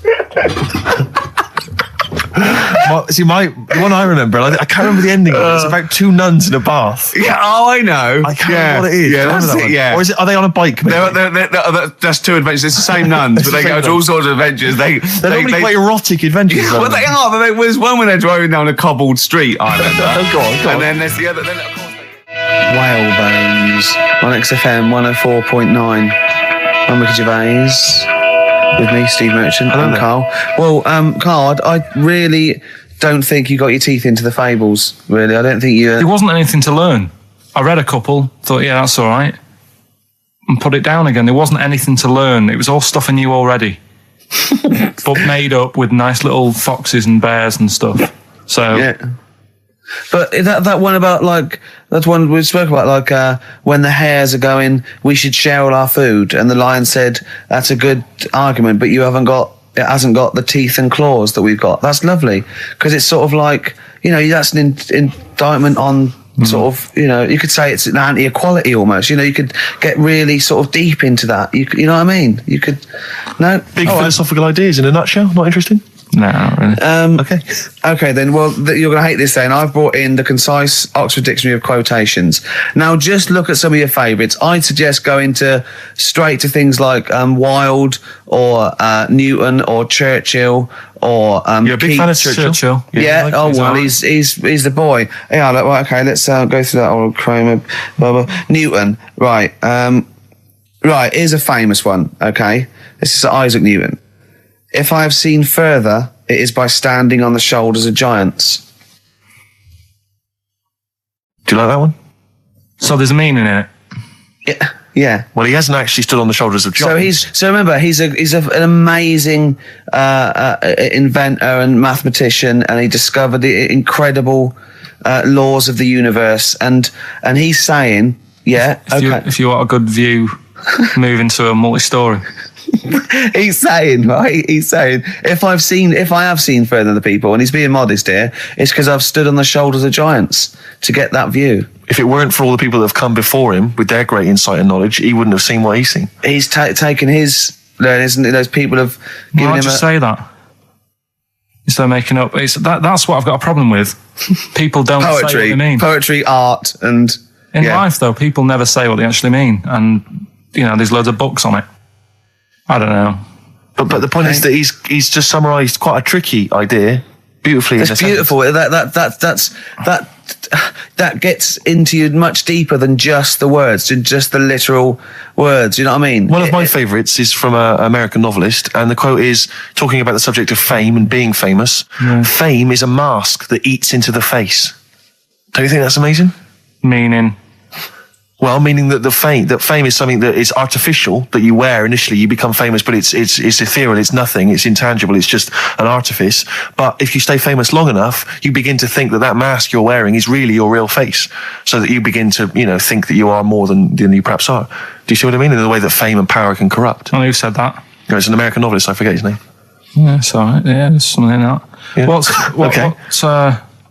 Pick another one, right? Yeah, let's have a look. Bernard Shaw, he's no slouch. I think maybe when you take this book of quotations home, Carl, you should maybe just draw up maybe a list of 3 or 4 of your favourites and tell them next week. I want to do Shaw, Wilde. I look at Shakespeare as well. You know, he's. Are you a fan of Shakespeare? No. Go on. What's your problem with it? Just the way they speak. I can't follow it. Yeah. Yeah. Do you like West Side Story? It's really old as well. I can't relate to it. It's like years and years ago, isn't it? That's why I like Churchill. Because 1940s. Yeah. Look at this. This is Shaw, okay? There are two tragedies in life. One is not to get your heart's desire. The other is to get it. Again, how would you see that in your little... Well, that's one homework then. I'll mark that. That's your homework. You got to work that out. You've got to tell me what you think of it. Say again? Don't ask Suzanne. It's there. All right. There are two tragedies in life. One is not to get your heart's desire. The other is to get it. Okay? Take that home with you. And we'll be hearing Karl come up with some amazing quotations next week. Yeah, pick out your favourites. Well, just read that book anyway. Can I just say, this is one of a beautiful, it's Keats, right? What do you think of this? A thing of beauty is a joy forever. Its loveliness increases. It will never pass into nothingness. See, this is just like how it was at school now. The last couple of weeks have been quite interested in what you've been giving me. Now it's really like, okay. I really don't care. Now, what about this? Now, I did philosophy, and philosophy is obviously the quest for knowledge. And look, listen to this though. This is what Keats came out with. Philosophy will clip an angel's wings. Isn't that beautiful? Yeah. Don't be constrained by what's, dream a little. You know what I mean? Just go beyond. I don't agree with it, but it's a lovely bit of poetry. Yes. Yeah? So you're going to read that for me, are you, Karl? Yeah?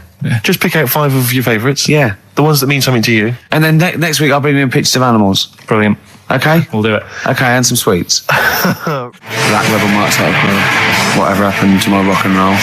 Well, near the end of the show, just time for the re-education of Karl revisited. Mm-hmm. Still got Nick Cave to come, haven't we? Absolutely. Now, Karl, you read a quote book.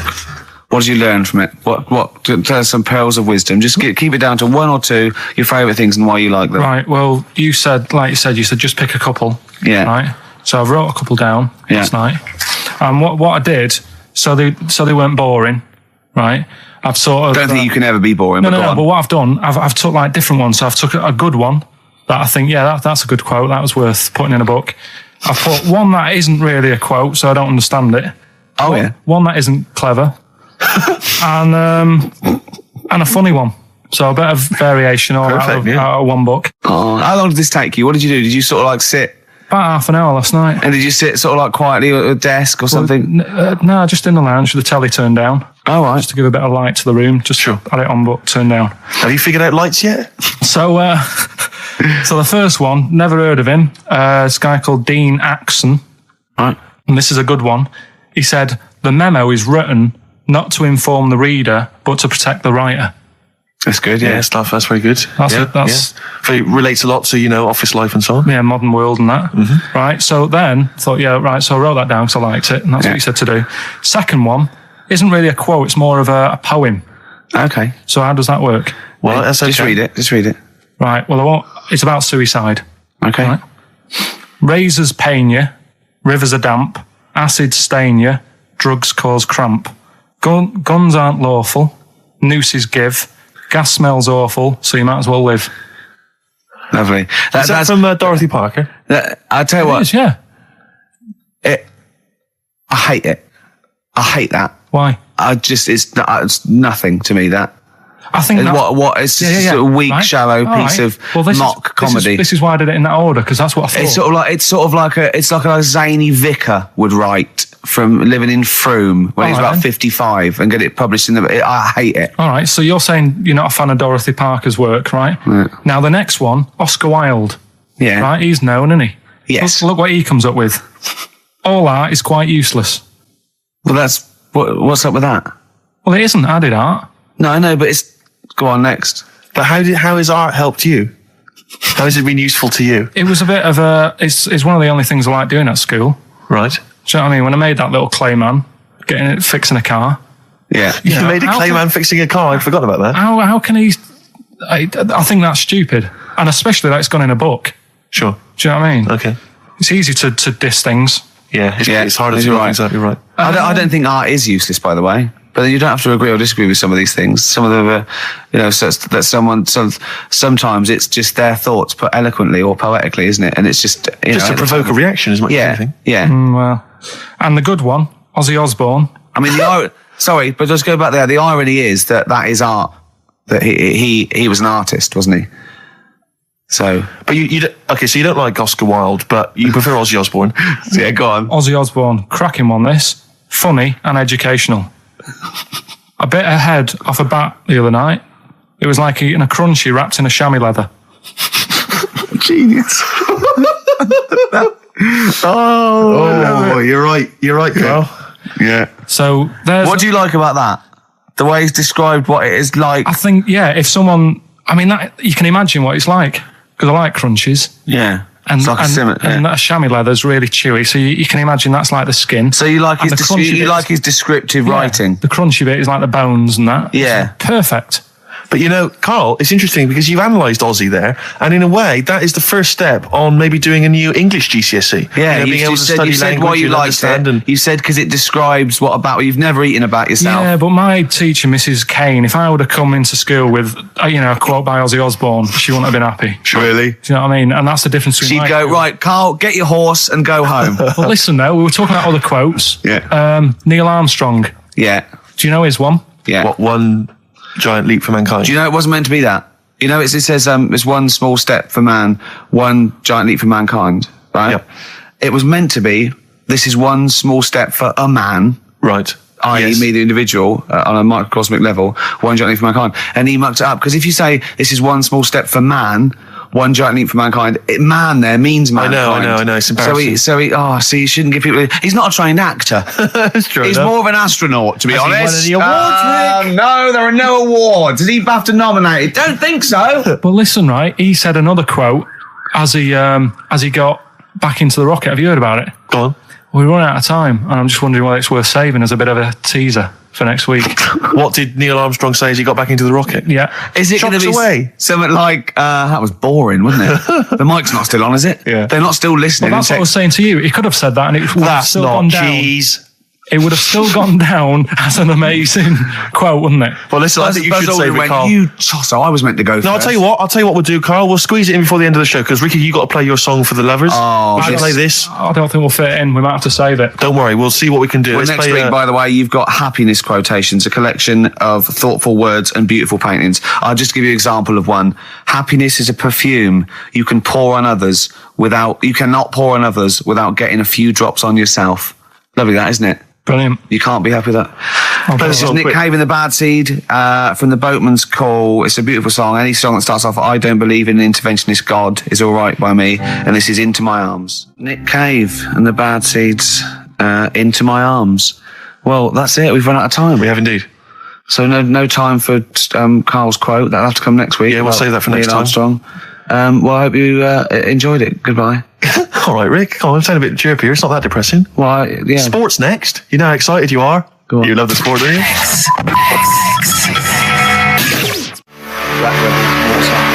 Spread your love on XFM 104.9. I'm Ricky Gervais with me, Steve Mitchell. And now it's Carl's bit. It's the re-education of Carl. He's like Liza Doolittle. And now he's coming, or Lawnmower Man, if you've seen that film. More like Lawnmower Man, if you've seen the film. You'll know what I mean. And his homework was to just study quotes, really, on happiness and stuff and general well-being. He's not a big happiness quote fan, are you, Carl? Not really. So what have you done? You've come up with something, haven't you? Right, yeah, I told you, right? Because a lot of these are just things you say every day. They're nothing special. So what I'm doing... Well, you say them every day. Well, the sort of things you come out with and you don't even think about it. Do you know what I mean? Yeah. They're on the TV all the time. People on the radio are saying these sort of little quotes. Sure. And what I've done is, remember that programme on Channel 4, Faking It? Yeah. Where they got some, like, posh kid to be on a door and all that. What I've done, I've... Imagine if that was the pitch for the show.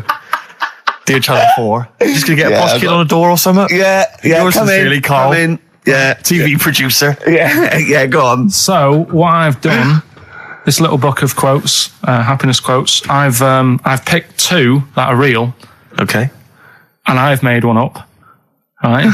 And we've got a guess. And you've got to guess. Okay, then, go on. Well, I'll tell you what, Rick, why don't we, when we've heard them, We won't confer. No. You'll write down yours, Yeah. A, B, or C, and I'll Yeah. write down mine, and we'll Sure. see how it Okay, works. Carl, off you go. Right, and just because I'm looking at this book, it doesn't mean I'm actually reading. No, I know. Don't no, worry, I know. we're clever. No, we know. We can't see yet. Like, Yeah. call my bluff. Yeah, go on Okay. then. Nothing is worth more than this day. Okay. Yeah. Yeah? All right. Yeah. The way I see it,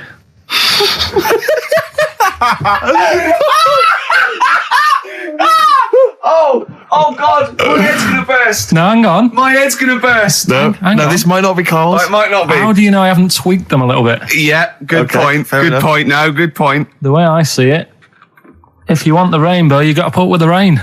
Yeah. Okay. All right? All right, yeah. Okay, hang on. It's not here. Come on. Cat food,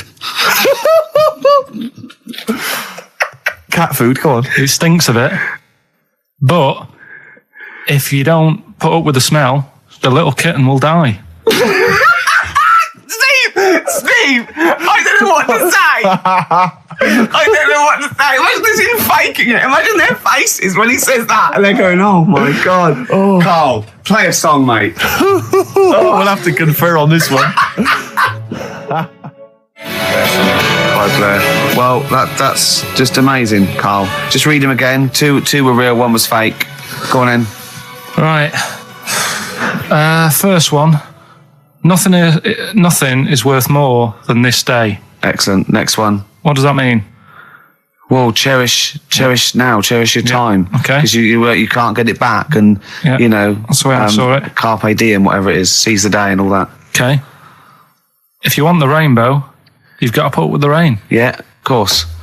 Yeah, rough with the smooth. You know, it's not all plain sailing, but you know, rainbow's beautiful, but it comes because of the rain, which you might not like. So Yeah. make the most of everything, and yeah. Good.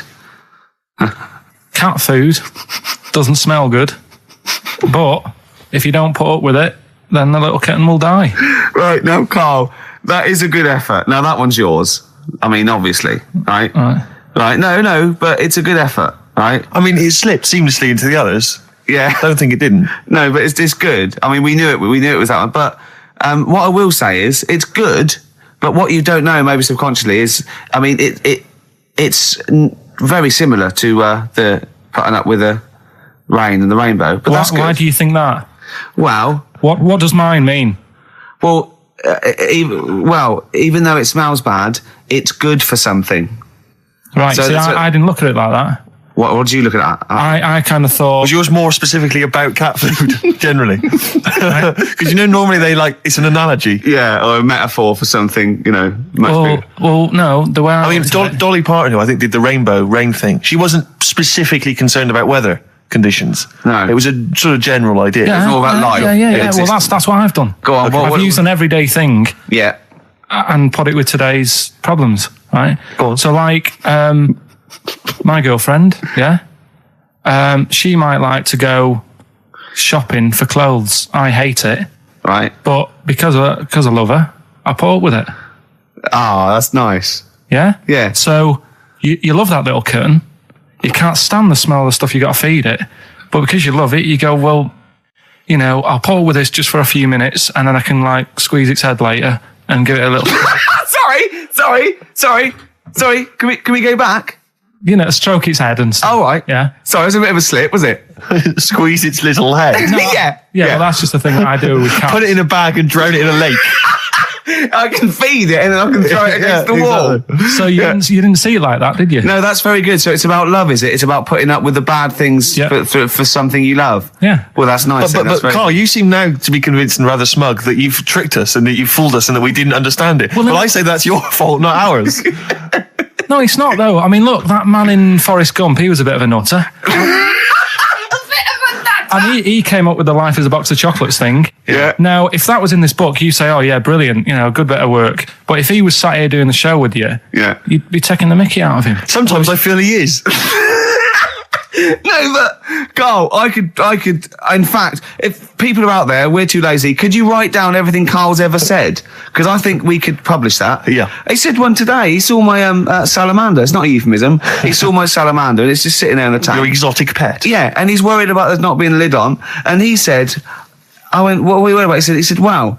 He said it sits there for 24 hours a day, obviously planning to get out. Well, he's got nothing else on its mind, and it's the daft thing is he has actually got the lid ripped up a little bit. Like, it's got nothing else to think about. And it'll be looking up there, and it's going to get out. But what's the worst that could happen? What's it thinking? What do you think it's thinking, this salamander? It's got its eye on the DVD player. I could have Ian be down the market. Well, oh God! Are they dangerous? Can I just say something? Are they dangerous? I think the salamander's thinking exactly the same things as you. I mean, to look at you, you've got the same expression on your face. You know what I mean?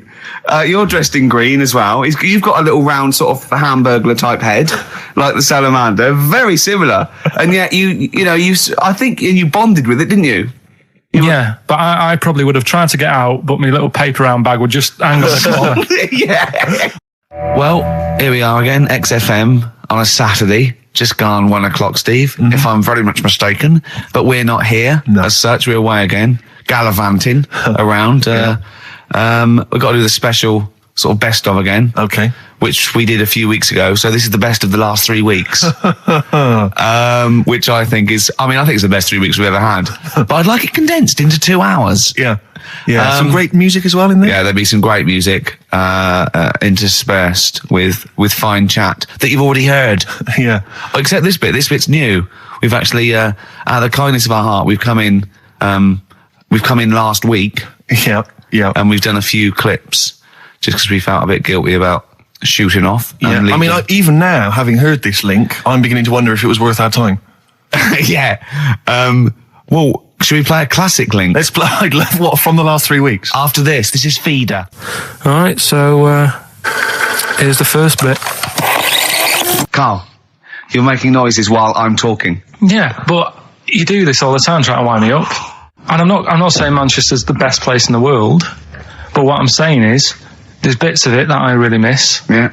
Like last Sunday, right? When I'd met up with Ricky. We had spaghetti bolognese, which was all right. And then I said to him, I need some soil. Damn, I wish you'd invited me. It sounds amazing. So I need some soil. What do you think? You need some what? Soil? Soil, yeah. I need to repot a plant, right? Yeah. So you need to repot a plant? Yeah. Fair enough. So I'm like, where you can't see these shops in London. Do you know what I mean? There's nothing around. I took him straight to one in my street. Yeah, but near your street, and that's probably the only one in London.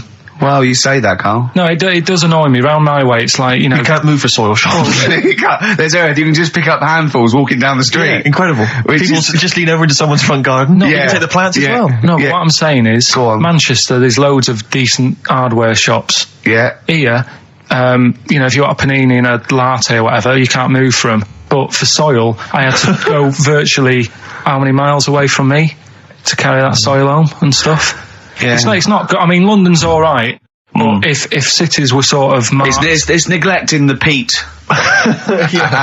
market, really. Well, there's barely any mulch available in central London. I'm sick and tired of not getting a good decent compost of a Sunday. Indeed. So I'm thinking of moving to the north, where there is loads of soil and gravel.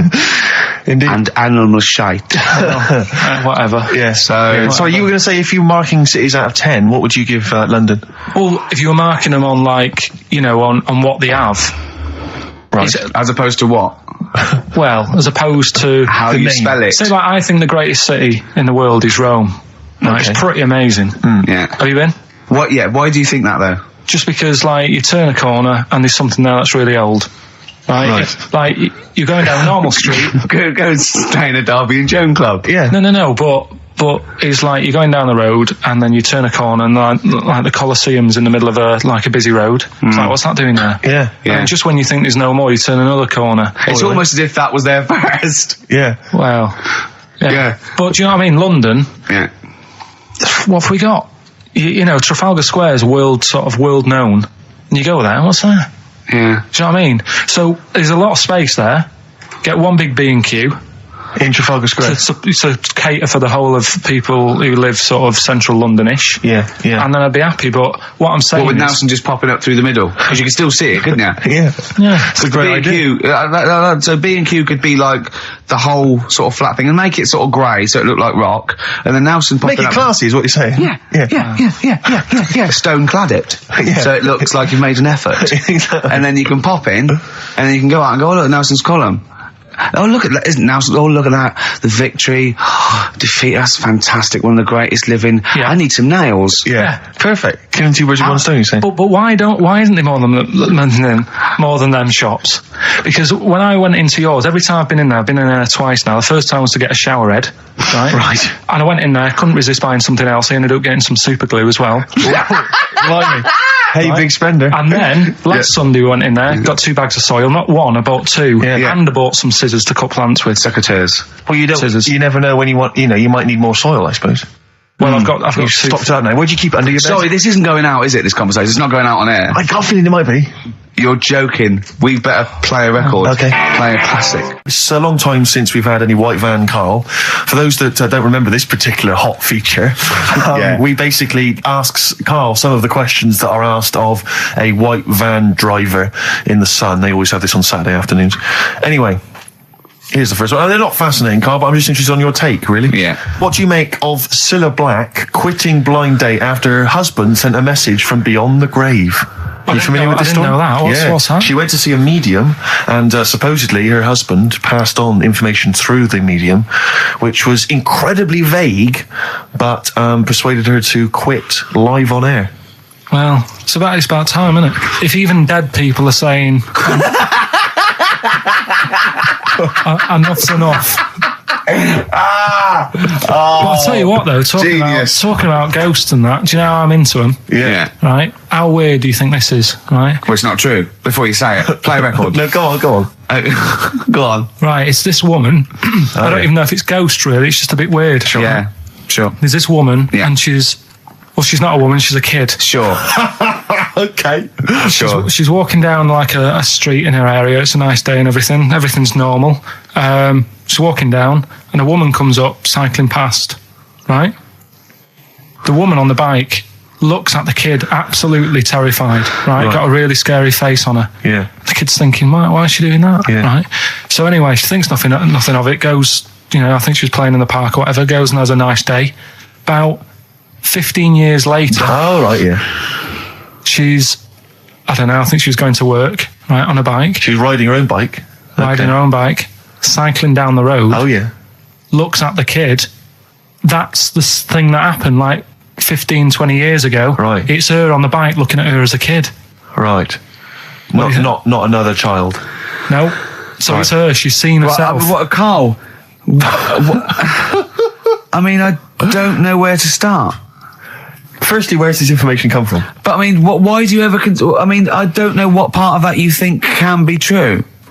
I'm honest. I'm speechless. I don't know what to say. What are you talking about? Bit weird, though, isn't it? But it's not true. It didn't happen. Nothing happened like that. She said it did. Well, then she's wrong. She said she saw herself. She saw herself as a kid, didn't she? Did she carry on riding And as an cars? adult when she was a kid. Did she stop and talk to herself, or did she ride on by and think that's a bit weird? There's me as an 8-year-old. I won't stop. I'll be late for work. Yeah.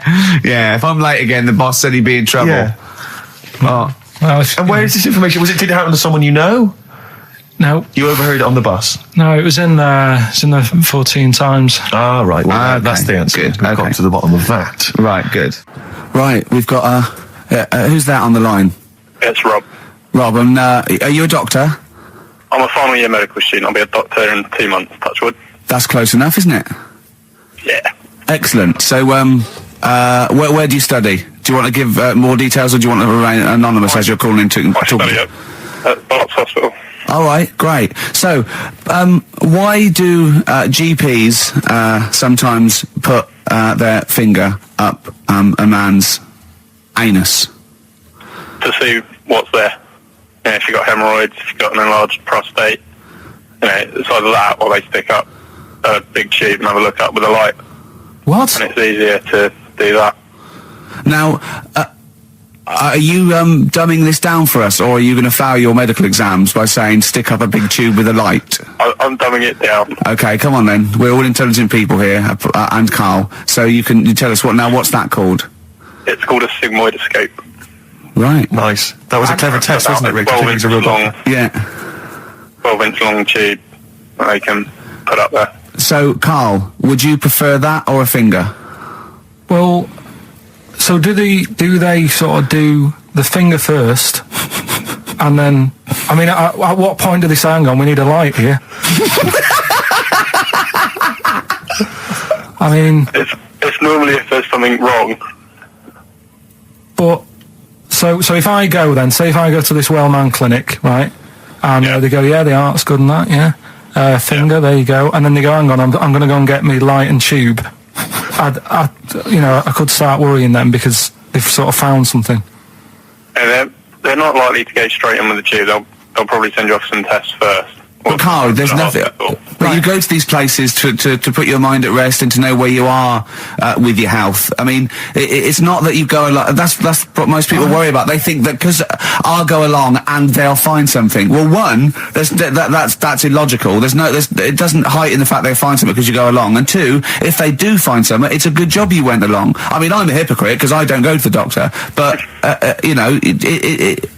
had that done. You should be concerned if when they shine the little light in your ear, it comes out the other side of your ear. No, the other ear comes right out the other side. That's when you should be worried. But Rob, right, you said then, if they find something, they send me off for some tests. Why can't I just have the test without that and cut out the middleman?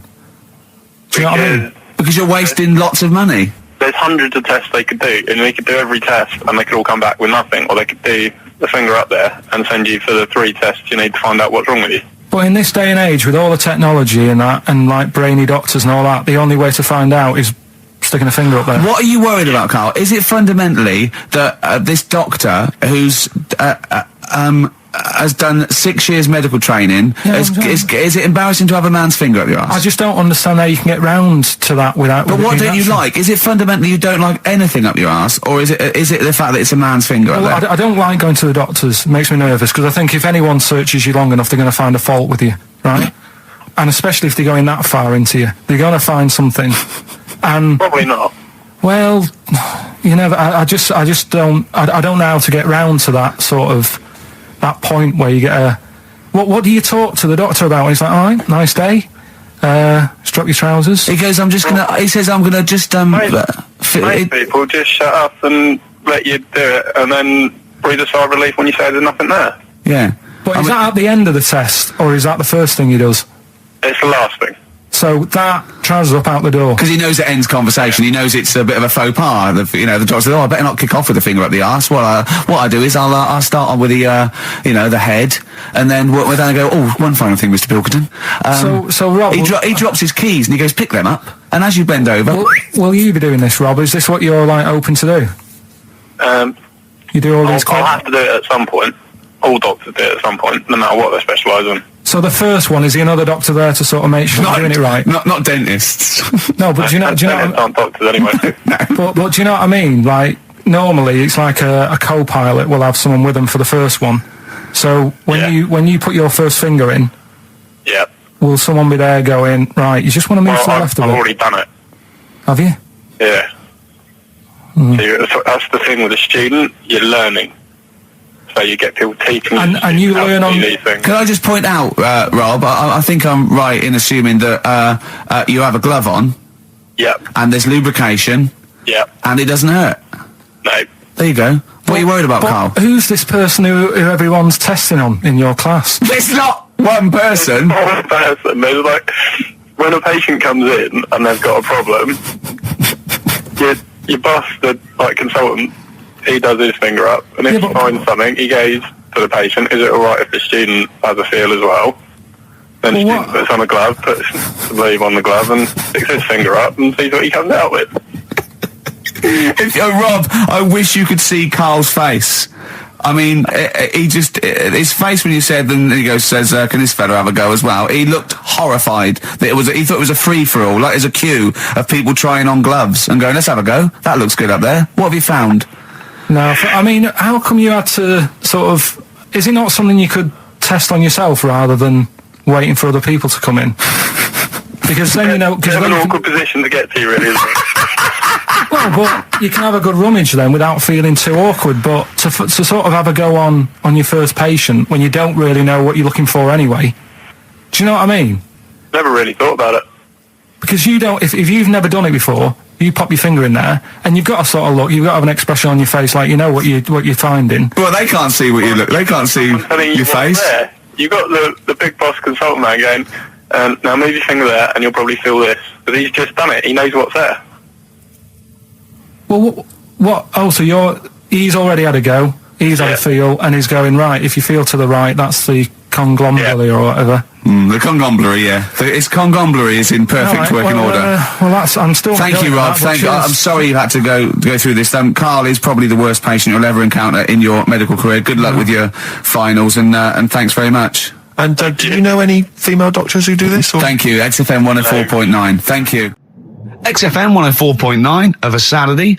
Ricky Gervais with me, Steve Merchant. Hello there. But we're not here. No, we're away. So this is the best of, and I hope you're enjoying it. We certainly are. I woke up this morning, yeah. Feeling fine. It's not a blues song. And I turned my phone on, and it was from Karl, and it went, forget it, I've made my mind up. And I thought, wow. What is that? And I forget it, I've made my mind. Yeah, I went, Karl, what is it? He went, oh no, it's about the text I sent you last night. I went, well, what was it? I just got this text. He went, I was just wondering, I was thinking last night. He said, supposing you had to have your hands removed. Sure. Right? And the doctor said, well, you can either have them stay like that with stumps, or I can sew feet there. What would you have? And I was bleary-eyed, and I went, the stumps? He went, yeah. I went, all right? He went, yeah. And then what was his follow-up text to that? And then I got the text, it was obviously before it, and it went, and it was like quite serious. What would you do if surgeon's not doing your hands? Would you have stumps or the feet? Right? Now the way, when I said he's made his mind up, and I went the stumps, he went, yeah. I think secretly he decided on the feet, but was too embarrassed to tell me. There's a little bit of what would you do? Because But why did you think of this? Why did you think of this? Girlfriend's away, right? Yeah, no, that's not why you start thinking bizarre surgery devices. Right? I'll let you into my little mind, right? Last night, I had some beans on toast, right? She was away. It's good already. She was away, she had some beans on toast, she went wild. Yeah. Right? Now, I was stood up, I live on on a high street, right? So I'm washing up, I'm looking out the window. First thing that had my attention is, I can look into other people's flats, right? Yeah. And it was weird how all these different lives were going on, I was watching them, and everybody had the telly on and was watching Volcano, right? Which was on last night. Right. And I thought, that's weird, right? I can see them all watching it. And it was like a little Chinese lad who was dancing around in some underpants. Yeah. And then there's a little old woman who lives downstairs who was reading a book, and she's always reading a book every night. And it's like, I have a better life than her. And then there's like some sort of bouncer who's always getting ready to go out late at night with all the black on. He looks like a bouncer. So I was watching all this life going on. I thought, did you witness a murder while you were doing it? Yeah. It was like that sort of Sliver film where that bloke had loads of tellies watching people's lives. So that was going on in my mind. And then I was washing up, and I picked up the plate, and I thought, it's amazing, isn't it? The human body, the way you can just sort of, I want to pick that up, and you do. Yeah. And the way your hands work, right? You've got 5 little digits, but it's just the right amount to do to do what you've got to do, right? So I'm cleaning the plate. Sorry, Karl, stop. It's just the right amount. Might be one of the most genius things I've ever heard said. I would love David Attenborough to phone you up and say, Karl, how do I word this about the evolution of the mammalian front limb? Just go, I'll just say it's the right amount. But it is. One of course extra it would is. get in the way. Yeah. And one less would just make it that little bit more tricky when picking up a bit of a slippery dish. Or buying gloves. Yeah. A slippery dish. Like, that got a load of attention in the press. But the Trisha programme got nothing. Okay. Which, I know, Steve called me up in the week, right? Like 10 o'clock in the morning, I was at work. And he goes, You think so at 10 o'clock? I should think preparing this show. Most people go to work about 8 or 9. Are you watching Trisha and that? I said, no, what is it? He goes, you'll be loving it, right? Freaks? Was it Help Me, My Mum's a Freak? Siamese twins. Right, so I couldn't watch it, but he said, it might be on again because they repeat stuff on ITV2. Right. So I had my dinner late, right? Instead of having it at like 1 o'clock like I normally do, Yeah. I had it at like 2:30. Yeah. Sat in the office, put the telly on, ITV2. These Siamese twins. Did it blow your mind? It was amazing. You know, we talk about a lot of things on the show quite a lot. The Airy kids crop up a lot. I was waiting. It's been 10 minutes and you haven't mentioned the Airy kid. Right, and last week we were talking about Siamese twins, weren't we? So it was weird that this programme was on, but it was amazing. I mean, what I think you can't refer to them as Siamese twins. I think they're known as conjoined twins. Why? I think Siamese is maybe considered derogatory or as an old antiquated phrase. Yeah, I think it's because the first famous ones were actually from Siam. Right, but and that doesn't exist anymore. No, it's conjoined, Carl. Yeah. Get the phrase right.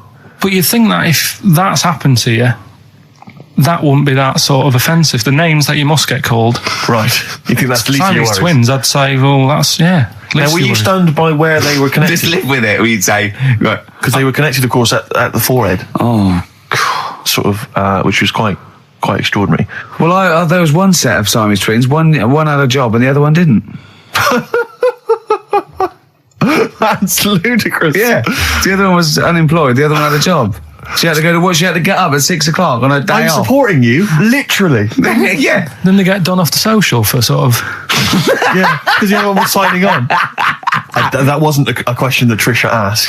Annoyingly, because I know that much of the audience was thinking that. There's a few things that didn't crop up. What questions would you have asked of them? Because what things did you feel weren't mentioned? I'd love to just watch Carl watching amazing things. Exactly. Do you know what I mean? It's like early learning. thing. Mouth slightly open. Yeah, some mouth slight open and dribble, looking round to see if anyone else has seen it. You know, I hate that. Like when a cat sees a bird land on the balcony. Exactly. It can't believe it's luck. I'd probably say, how do you buy her like a birthday present? A surprise gift, yeah. Because everything's ruined. Sure. Right? I'd probably ask... Yeah. Well, did you not think it was interesting that one of them had a boyfriend? Well, that was a bit weird, wasn't it? Uh-huh. But what was the other thing that I was thinking when I was watching it? I was thinking if one got into crime and that was sent to prison, Right. what would happen? How would you handle that? It's brilliant. It is brilliant.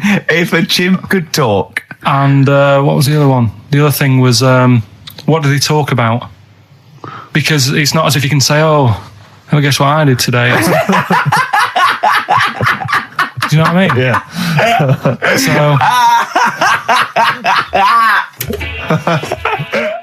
Taking the mickey. The really weird thing about all this, right? And it's annoying because you were saying about, what should have Trisha have asked and all that. Yeah. But one of them mentioned that one of them was adopted and the other one wasn't. Don't talk rubbish. No, seriously. I didn't understand it, right? Of course you didn't. And then Trisha sort of said, well, let's have a chat. And they were like, no, I don't want to go into that. What do you mean one was adopted? That's what he said. One of them... don't quiz me on it, but that's what was said. Hello there, I'm a multi-millionaire. Oh, and yeah. I've just seen your orphanage. Oh, I'd yeah, love it's lovely, to adopt one of your children. You'd like to adopt one? I'd love to adopt a children. I've got loads from around the world, so I'd love to adopt one. I'd give you $10,000 towards your orphanage. We'll speed it through then, yeah. Okay. We've actually got 2 left. I only need one. I'm only interested in one. Yeah, I don't need any more. Don't need any more. They're sisters. I know it would be tragedy to break them up, but I really only need one. Now break it up. There's the rub. You see. Sure. You just need the one. It's $10,000 now. You can have that. I'll sign it now. But I don't want to discuss it further. I'll bring you around. Brilliant. Okay. Ding dong. Hi. Yeah. Brilliant. You brought my kid round. Yeah. There she is. There. That's a joy. Yeah. Okay. Just standing next to a bush. Yeah. Do you want to? Can you bring her out? No. Me? There's nothing behind the bush. So you just want. I just want to be able to walk 360 degrees round her. Do you want her or not? Yes. I can't believe it. What's that little trolley? She's talented. Oh dear. You're talking nonsense, Carl. Well, whatever. Yeah. Some doctor or something who was into like the way bodies work. They got their head cut off. The doctor? Yeah, he was doing a bit of an experiment. And he cut his own head off? Yeah. Okay. And it was about, he said, when my head's in the basket, I'm going to blink my eyes. Right. Okay, sorry, hang on, let him finish.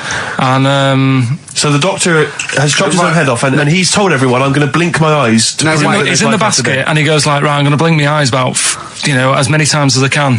So quick, count them. And they count, and he got to like 15 before he Right, died. now this is how Carl told me that. Till Nick Frost explained that, Carl told it, he said, right, well, a bloke, right, he had his head cut off, and when his head was in the basket, he went, count how many times I can blink. And I went, well, that's rubbish. He went, no. And Nick went, well, no, he actually said, when my head's in the basket. He went, and Carl went, oh, I said, Carl, do you know the subtle difference? Do you see the subtle difference? I have to say, though, guys, I still don't really understand what went on there. You've both lost me. The story is that a bloke who'd been found doing, You mean that Carl just explained it and that was a clear version? Because I still don't know what you're talking about, Carl. Well, this bloke had his head cut off at experiments against God. He was a doctor in the, in olden times. Yeah. And when they cut his head off... Why did they cut his head off? Because it was... he was executed. Crimes against... Exactly, he was executed, yeah. And he said to his assistant, when my head's in the basket, I'm going to blink, count how many times I blink and write it down as an experiment, right? Carl told it to me, like, his head was cut off and he went in the basket. And when his head was in the basket, he looked up and said, count how many times I blink. Yeah. I love that. I love the difference in that story. Yeah. Both rubbish, but one's possible and one isn't. You believe anything that you're told, except when we tell you the truth. Okay, 104.9, Ricky Gervais, Steve Merchant. We're not actually here. It's the best of. Got some new ideas for you. Go on. Well, they've all been blinders in the past. Go on. Did you do any competitions when I was away? I think we did, didn't we? Did we give away a DVD? Did we? Yeah, we did. Yeah, go on. Yeah, right. Go on. Anyway. Well, I thought some... This isn't like radio, is it, as we know it? This is just people talking. If the mic's on, it's luck. Yeah. If anyone's listening, I've no idea what they think of this show. It's not a show. Not in the traditional sense. No. Okay, then you're going to change with that, Carl. Because a show suggests a certain form of presentation. Yeah. A certain pride. And when we do present dare I say it, some planning. Yeah, and when we do, it's ruined by him pressing the wrong button. Yeah, but I've got some planning here. Go on then. Quizzes. What I did was, when I was on holiday, right, you said, come up with a new idea, right? So the best way of coming up with ideas is sort of... thinking. Sort of nicking a TV show name and then twisting it a bit. Yeah. So... Or just rip off Simon Mayo's idea completely. That's good advice for anyone out there. I didn't... Yeah. If you're interested in ideas. Carl is presently running a course writing for TV. Yeah.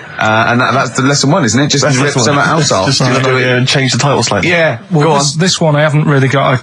I don't know what to do on the game, but I'm thinking... Strike It Ricky. That's all you've got? That's what you've come up with. How long did that take? What is that? I just thought it sounded a bit like Lucky. Forget that one then.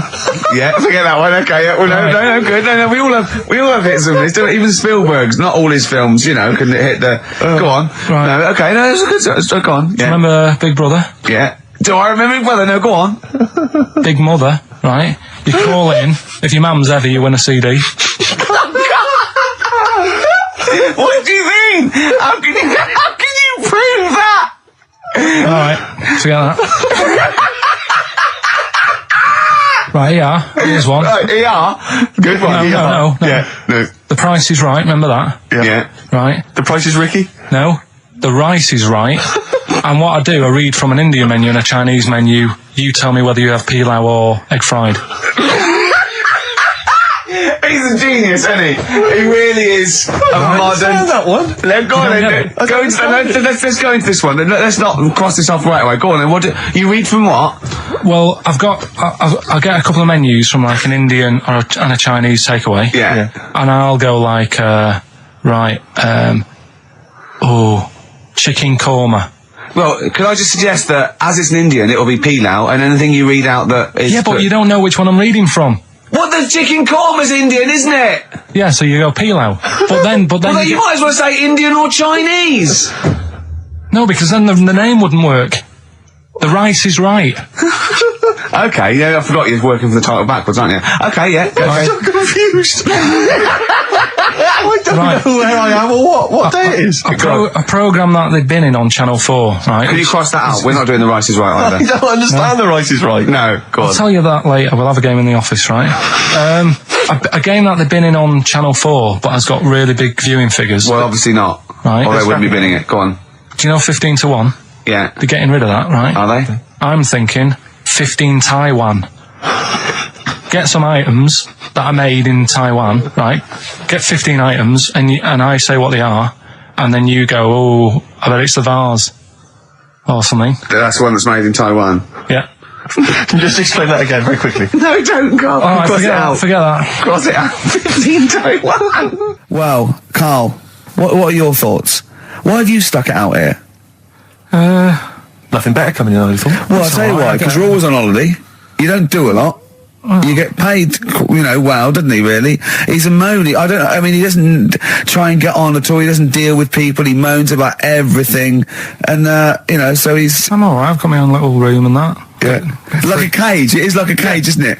And he can shut the door. If people walk past, he goes, shut the door. He doesn't want them looking in. He's like a miserable old chimp.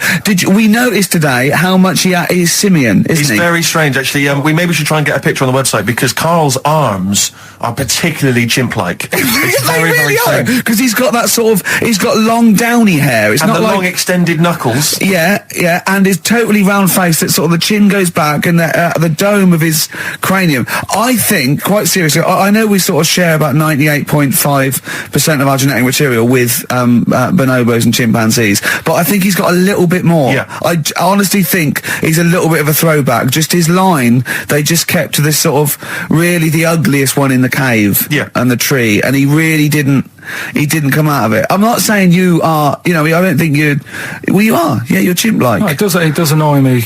My hair annoys me on my body and that. Because I've got like hair on me little toes and that.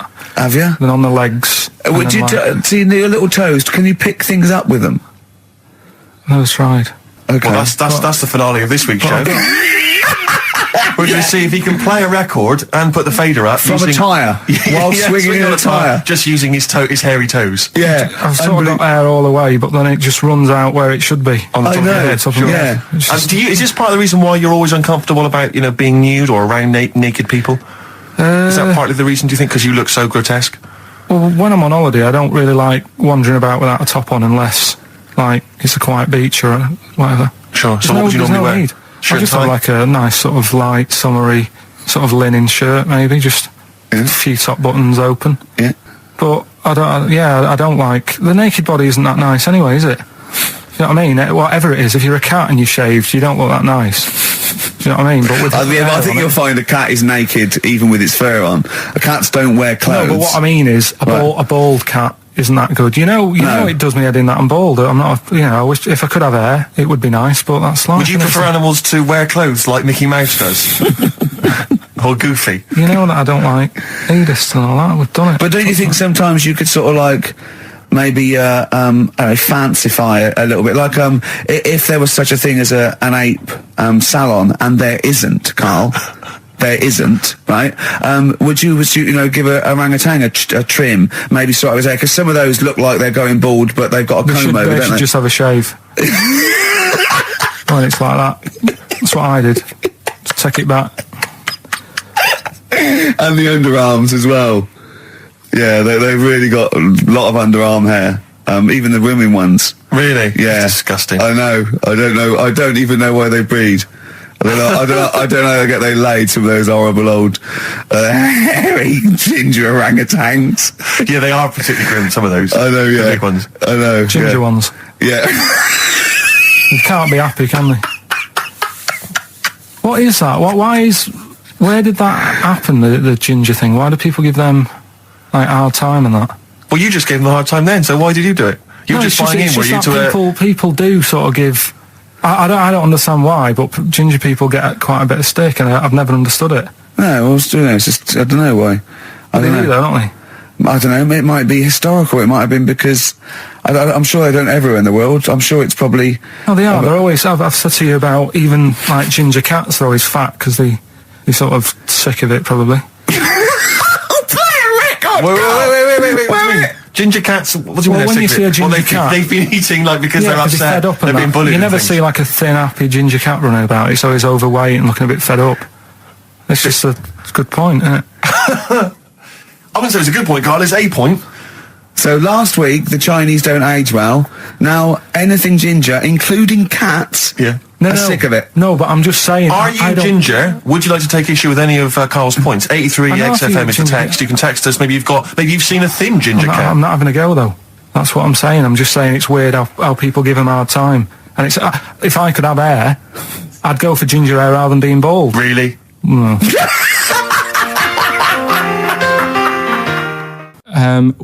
What sort? No. The Pope. Yeah. What semi? Sorry, Mrs. Robinson, we're going to have to let you go. Yeah. Go on. You are the weakest link, Carl. Goodbye. Yeah, go on. The Pope. Yeah, the Pope. Yeah, we've got the Pope. Yeah, that's not strictly a question. He wears a... He wears a dustman's hat. He wears gore-blimey trousers. Yeah. Does he live in a council flat? Yeah, he lives in a council flat. He wears a semi-precious stone. What's the stone? The Pope wears a semi-precious stone. What is the stone? You mean, what is it called? Yeah. What is it called? What, has it got like a kind of papal name? I think it's like, is it a 18-carat one? So we got to try and get the carrot of the Pope's big diamond. He calls it Dennis. He calls it Dennis the Stone. Do they want the type of gem it is, like, or is there some kind of papal name for it? Or do they want it like the Rosetta Stone, or I don't know. I can't actually. Play a record. Play 2 records. Let's not. Where's your head at? Basement Jacks. Right. Okay. Let's get this. Have we knocked this on the head? Then it's just not happening. Oh, here he is. Look, here he is. Come in. How have you? Oh, God. I don't believe that. Oh, that's pathetic. I do not believe that. That's absolutely pathetic. Now, they won't believe this, will they? No. Right, if I say that Jonathan Ross just got his massive member out, and he is a big lad, come and sit down. I've got your tickets, Mr. Gervais. Thank you. What's going on here then? I mean, why are you dropping off tickets? Well, because, in the spirit of the Comedy Awards, we like to have the rising young stars of the British Comedy Awards. That's right, and that's me. Well, we couldn't find any this year, so we've asked Ricky whether he would sit in the rising young star seat, and I wanted to deliver the tickets personally, so there's no excuses if he doesn't turn up later. Yeah. I always suspected that you were sort of pretty well endowed. Yeah. And now we've seen, it's on webcam. That was just one of my cocks. That's the one you're wearing today. That, didn't we? Don't say that. No, This is meant to be the happening young station. What's going on? No, you can't say stuff like that. You can't. Just careful what you say. Look after Julian Clary. Take the wilderness, and he comes back in a person line. 10 years of the Happened wilderness. to you. That's Jesus you're thinking of, isn't it? Just because you're on everything at the moment. I walked in here, and I came in there, and I thought, this is the young happening place, and what do I see in here? 3 old men sitting What are you talking about? I'm only 28, 27. You're wrecked. You all look wrecked. Well, that's because we're always partying. I was looking for some youngsters. Where's the youngsters? I wanted to see some tight leather pants. I wanted to see some foxy chicks hanging on you every word. What is it? It's a bunch of old blokes and a bloke up there washing up in a sink. But look at him. He even dresses for radio. Look This at is him. ludicrous. It's amazing. It's like, I love the fact you were on the phone to Gervais last night, weren't you? Asking his advice on clothes. Look at him. He's going for the man down the DSS. I like that look. That's a nice look. Have you got a single pair of trousers that aren't elasticated at the waist? They're maternity jeans, aren't they? They've got a whole frank panel that puts this The forward. thing is, what I do at the end of the week, I can pop these in a pan and I can make a nice soup with all the food that's encrusted in At them. his years as a homeless coming to the fore there. Look at you, one step away from Lawrence Llewellyn Bowen. I'd like to be that bit closer. But why are you dropping off tickets? Are you a little bit... Because I thought you were married and stuff. Why do you suddenly got this obsession with Gervais? Because I'm a bit rough, ain't I? yeah, it's like when you see Dale Winton out with those rough boys. I'd like to get one of my own. When a top celebrity in a lovely looking suit walks down the corridor with his penis out, Yes. I know that I'm still an attractive man. You've arrived. I was inaugurated in the same way. For me, it was Des O'Connor. It's like it's the passing on of the baton, if I may use that euphemism. and you've been battened. But it's fantastic. Well, it is a pleasure. I don't think I'm complacent just because I'm mixed with you. I still wake up and think, I don't believe it. I'm mates with Jono. Can I just point out one thing? I was listening to the show last week and I heard you, as always, revealing a little too much about yourself, if you don't mind me saying so. Yeah. Steve tried. Not as much as you. No, but that was just for the benefit of the room. Yeah. And talking about when you used to occasionally urinate in the sink. Yeah. When you were around my house last time and I came in and you looked a bit shifty, No, please reassure me. It was more ownership. But I was like, I went to my territory, and then other people that come in, I go, has Gervais been round here? It's like just marking my territory. Because my coffee the next morning had a hazelnut tang to it that I don't remember putting in. Can I just say something? Because I mean, I used to, you know, mention to you, Gervais, when we first started getting involved in the business. Yeah. I used to say, if there was one celebrity I'd like to be friends with, it's Jonathan Ross. Yeah. Lo and behold, Ricky's befriended Jonathan Ross. I'm nowhere to be seen. But Not invited round. Ricky told me that I could be his friend, providing I never extended the arm of friendship. Right. To you. Yeah, if you ever... I thought as much. He tries to keep everyone else down he works with, from the office, all the other shows. He tries to keep them down. I didn't even want you to come in. I wanted to meet you on the steps. Yeah. I didn't even want to tell him you were around. But you called. He went, who's that? And he saw your name come up and he went, well, can I meet him? Well, you're all coming tonight, aren't you? This isn't Radio 2, by the way. These links are way too long. This is snappy radio. We have to play out... Yeah. You might The be kids have lost interest. But the kids want to hear Coldplay, Catatonia, You know what I like? Faithless. How about some more of that instantly forgettable hip-hop you play each week?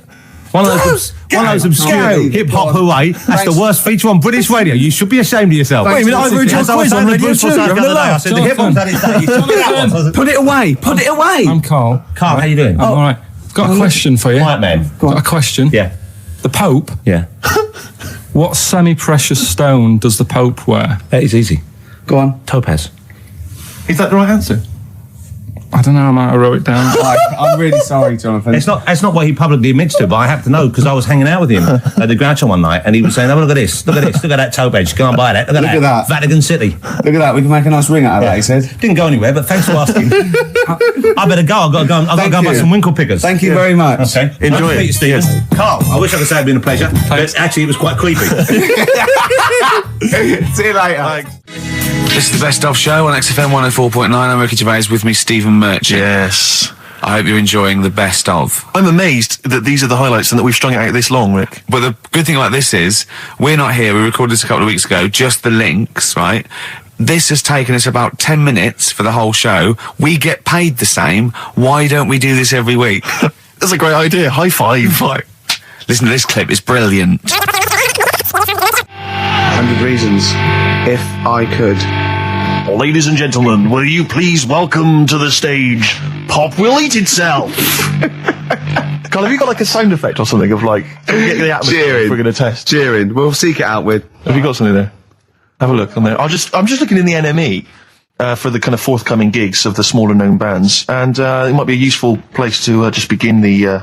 Ladies and gentlemen, peoples around the world, will you please welcome to the stage Chumba Awamba? Have you got a sound effect? We got one. Nice, yeah. Ladies and gentlemen, will you please welcome to the stage the Parkinsons? They're playing in Leicester this week, so look forward to that. That's a good plug, isn't it? Let me see who else. If anyone wants to pop down to Leicester to see the Parkinsons. Ladies and gentlemen, please welcome to the stage Cyclefly. Okay. Oh, there's a genuine one here. This is someone. Simon's emailed and he says, "Will you just test this name for us?" Okay, Carl, if you can. There you go. Ladies and gentlemen, will you please welcome to the stage Coach? Not utterly convinced. No, it's not too bad. No. It's not. I'm worried about the sound effect. We start to sound like Chris Moyles or something. When Well, he's a top broadcaster. Everyone loves him. losing weight as well. He is hilarious. funny man. Just there's one more coming here. I'll just check this one. Ladies and gentlemen. Ladies and gentlemen, will you please welcome, this is Chris in Oxford. Ladies and gentlemen, please welcome, meanwhile back in communist Russia. Is that a band? I assume so. I assume it's his band. Yeah. Steve, I mean, I will play great old tunes till the cows come home. We got to give them a little bit of Dandy Warhols and Air and Athlete. I know that, and they're great, they're good, right? But I wanted to play a Cat Stevens song, but I thought I'd better not because I've, play that a little bit. And we quite like resurrecting old reputations, don't we? People like Elton John who had bad faces, or David Bowie. People whose names now are largely laughed at in the serious rock or people circles. that people might not have considered. I thought Cat Stevens, oh no, Rod Stewart, I thought. Was he Rod Stewart? Many people now are thinking of the leopard hot pants and the ludicrous Do you hair. think I'm sexy and all those sort of awful stadium sort of disco things? But he wrote beautiful tracks from Maggie May and I thought, hold on, two birds with one stone. What about a Rod Stewart song written by Cat Stevens? Wow. Is there such a thing? The first cut is the deepest. Let's hear it, Rick. On this album as well is The Killing of George. Georgie Part 1 and 2, remember? About the gay bloke. Georgie Boy was gay, I guess. His favourite song. Carl's favourite song, right?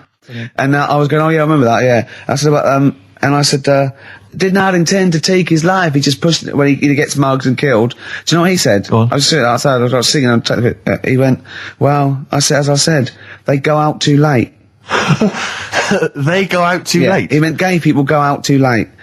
He went, no, they do. I went, what do you mean? He said, well, they're always out, they go out when people are coming home. He said, if he'd have been in bed by 10, he'd still be alive today. That's a sobering lesson. And he went, there's one that works here and he's shattered every Monday. Oh, if you're gay and you're listening, just be in bed earlier. Go out when sensible people go out. Yeah. You're right, we're not on the continent, Carl. If you're gay and you're not in bed by 10, go home. Yeah. I don't get it. That blew me away, right? That the fact that you got the name, you got the number. Spooky bit, right? I'm walking home. I called you up a couple of times and I left a message on your phone because it was just amazing. Not only was he good at magic, but his maths was brilliant. No, well, that thing adding up to 42 was like, how did he do that? I mean, we didn't even make a big deal out of that. He said that to me. He said, all Carol Vorderman's got is the maths. Do you know what I mean? Imagine him on Countdown. Yeah. He'd even know what they were going to write down. Do you know what I mean? So a bit of a wasted talent. I should see him again about that. I think so I get into my flat, right? And what they do in my flat where I live, they put the post in like these little pigeonholes. Right, and I don't normally check them out. I leave it for Suzanne to do, right? Sure. But this time, for some weird reason, I thought, right, I'll check it, see if we've got any posts. Open it up. There's only this. A letter for Miss Harris. Yep, there it is. Bona fide in front of us. A letter addressed to a Miss Harris. Well, does she live there? No, it's my address. She doesn't live there. Did she ever? Don't know. It doesn't matter. It's weird, isn't it? But we've never had. Normally, I think there was a guy who lived there called Yaki Shoki. Mr. 42. It was definitely wasn't an Harris, right? This is the first time we've had a letter for this woman. Yes. Right. But what are you claiming? Because Darren Brown himself admits that it is not paranormal, it is not supernatural, it is a trick. It's a trick. Is it? But he would say that, wouldn't he? Hitler said that. Play a record. Well, can we open this? No! It's illegal! No, but I'm thinking if it's a birthday card for someone's like 42nd birthday. Right. You can't open that letter. Go and put it back or put you cannot open that letter. Why not? You can't open someone else's mail because you think Darren Brown's supernatural. What if we steamed it open and then resealed it? No one would know. It's only a letter. You can't. You can, but I don't want any part of it. Carl, I think you should open it. No, you open it. I'm not opening it. It's against the law. You should open it then. We won't open it then. They won't send you to prison. Forget it. You'll get off. Cure? Yeah. Bit of cure? There's no cure, no. I'm looking. Well, I'm tempted to open it. Well, do you want to, Steve? There you go. No, I'm not going to open it, but I think you should, definitely. 6 Different Ways by The Cure from the album The Head on the Door. We've enjoyed that. The head on the door, Carl. Ooh, bit of a coincidence. Spooky, isn't it? It was only 4 weeks ago you were talking about a head and a door. Exactly. Has the door got a number on it? 42. Oh, dear. So we're not opening it?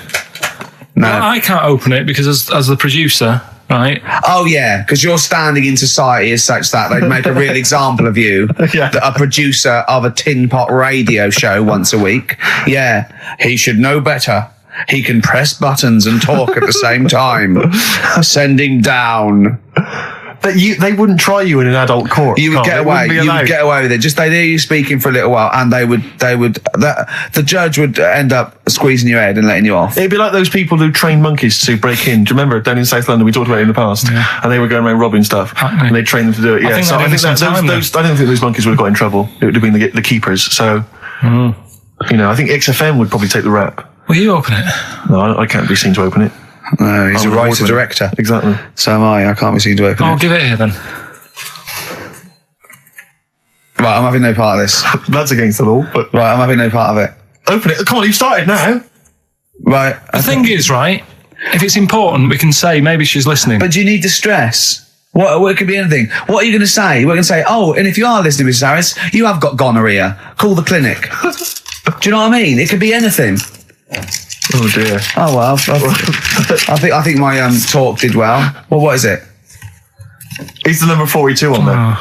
What is it? Can you say? Be careful. What? Let me see what it is. What is it?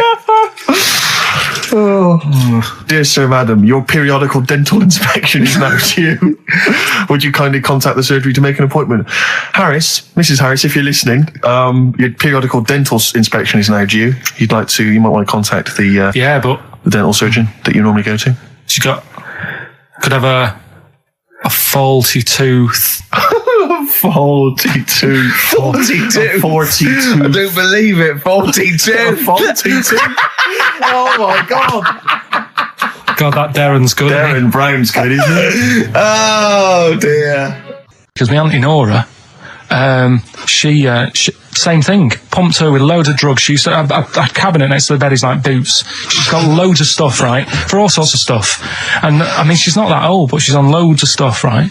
She's a bit coked up, is she? She called up my mum once. And, yeah, you told us this. Go on, tell it again. And she said, "Oh, how are you doing?" And that. She's all right. Bit worried though. My mum said, "Why? What's up?" She said, "I've been breaking wind." So she goes, "Well, you know." She says, "No, but this one is going on and on and on." And she was like, she was like, what do you say? What's like passing wind, farting for 5 minutes. one thing, not like, you know, trumping and then nothing. Yeah. Continuous drone of a fart. Yeah. I don't think she had. How big was she? She must be the size of a barn. No, she's not that big. She's good for her age.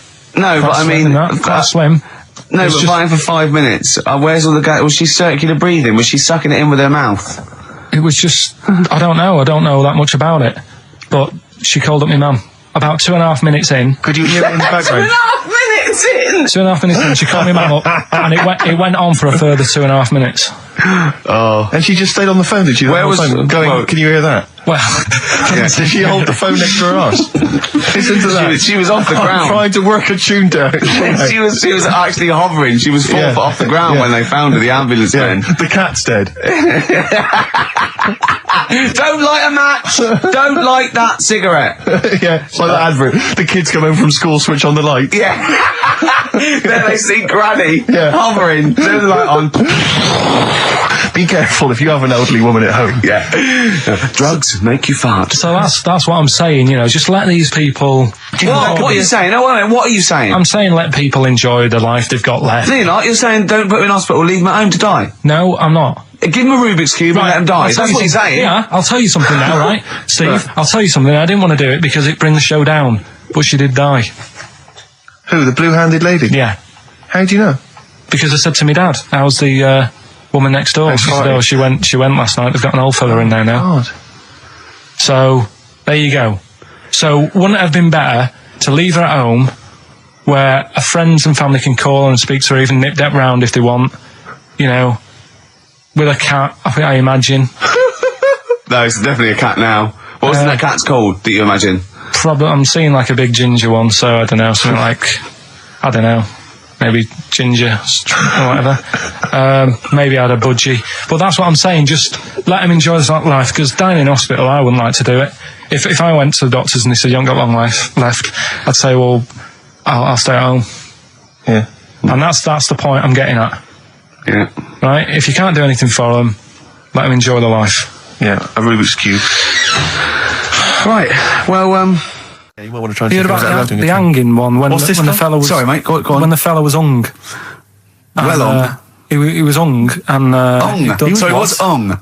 He was hung by a rope. So, isn't that... No, I think it wasn't he a Chinese emperor? And wasn't he hung? Yeah.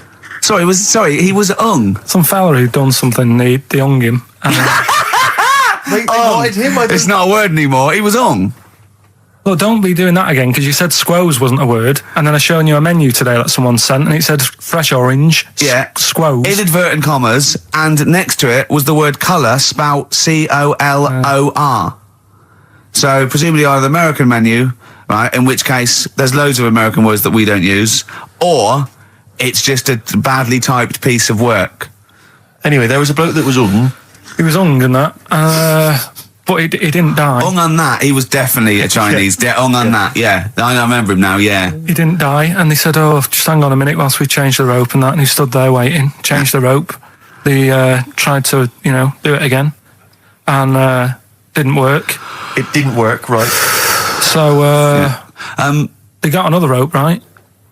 Didn't work, and then they had to let him go because it's like there's a well-known saying or something from this thing. Yeah. What?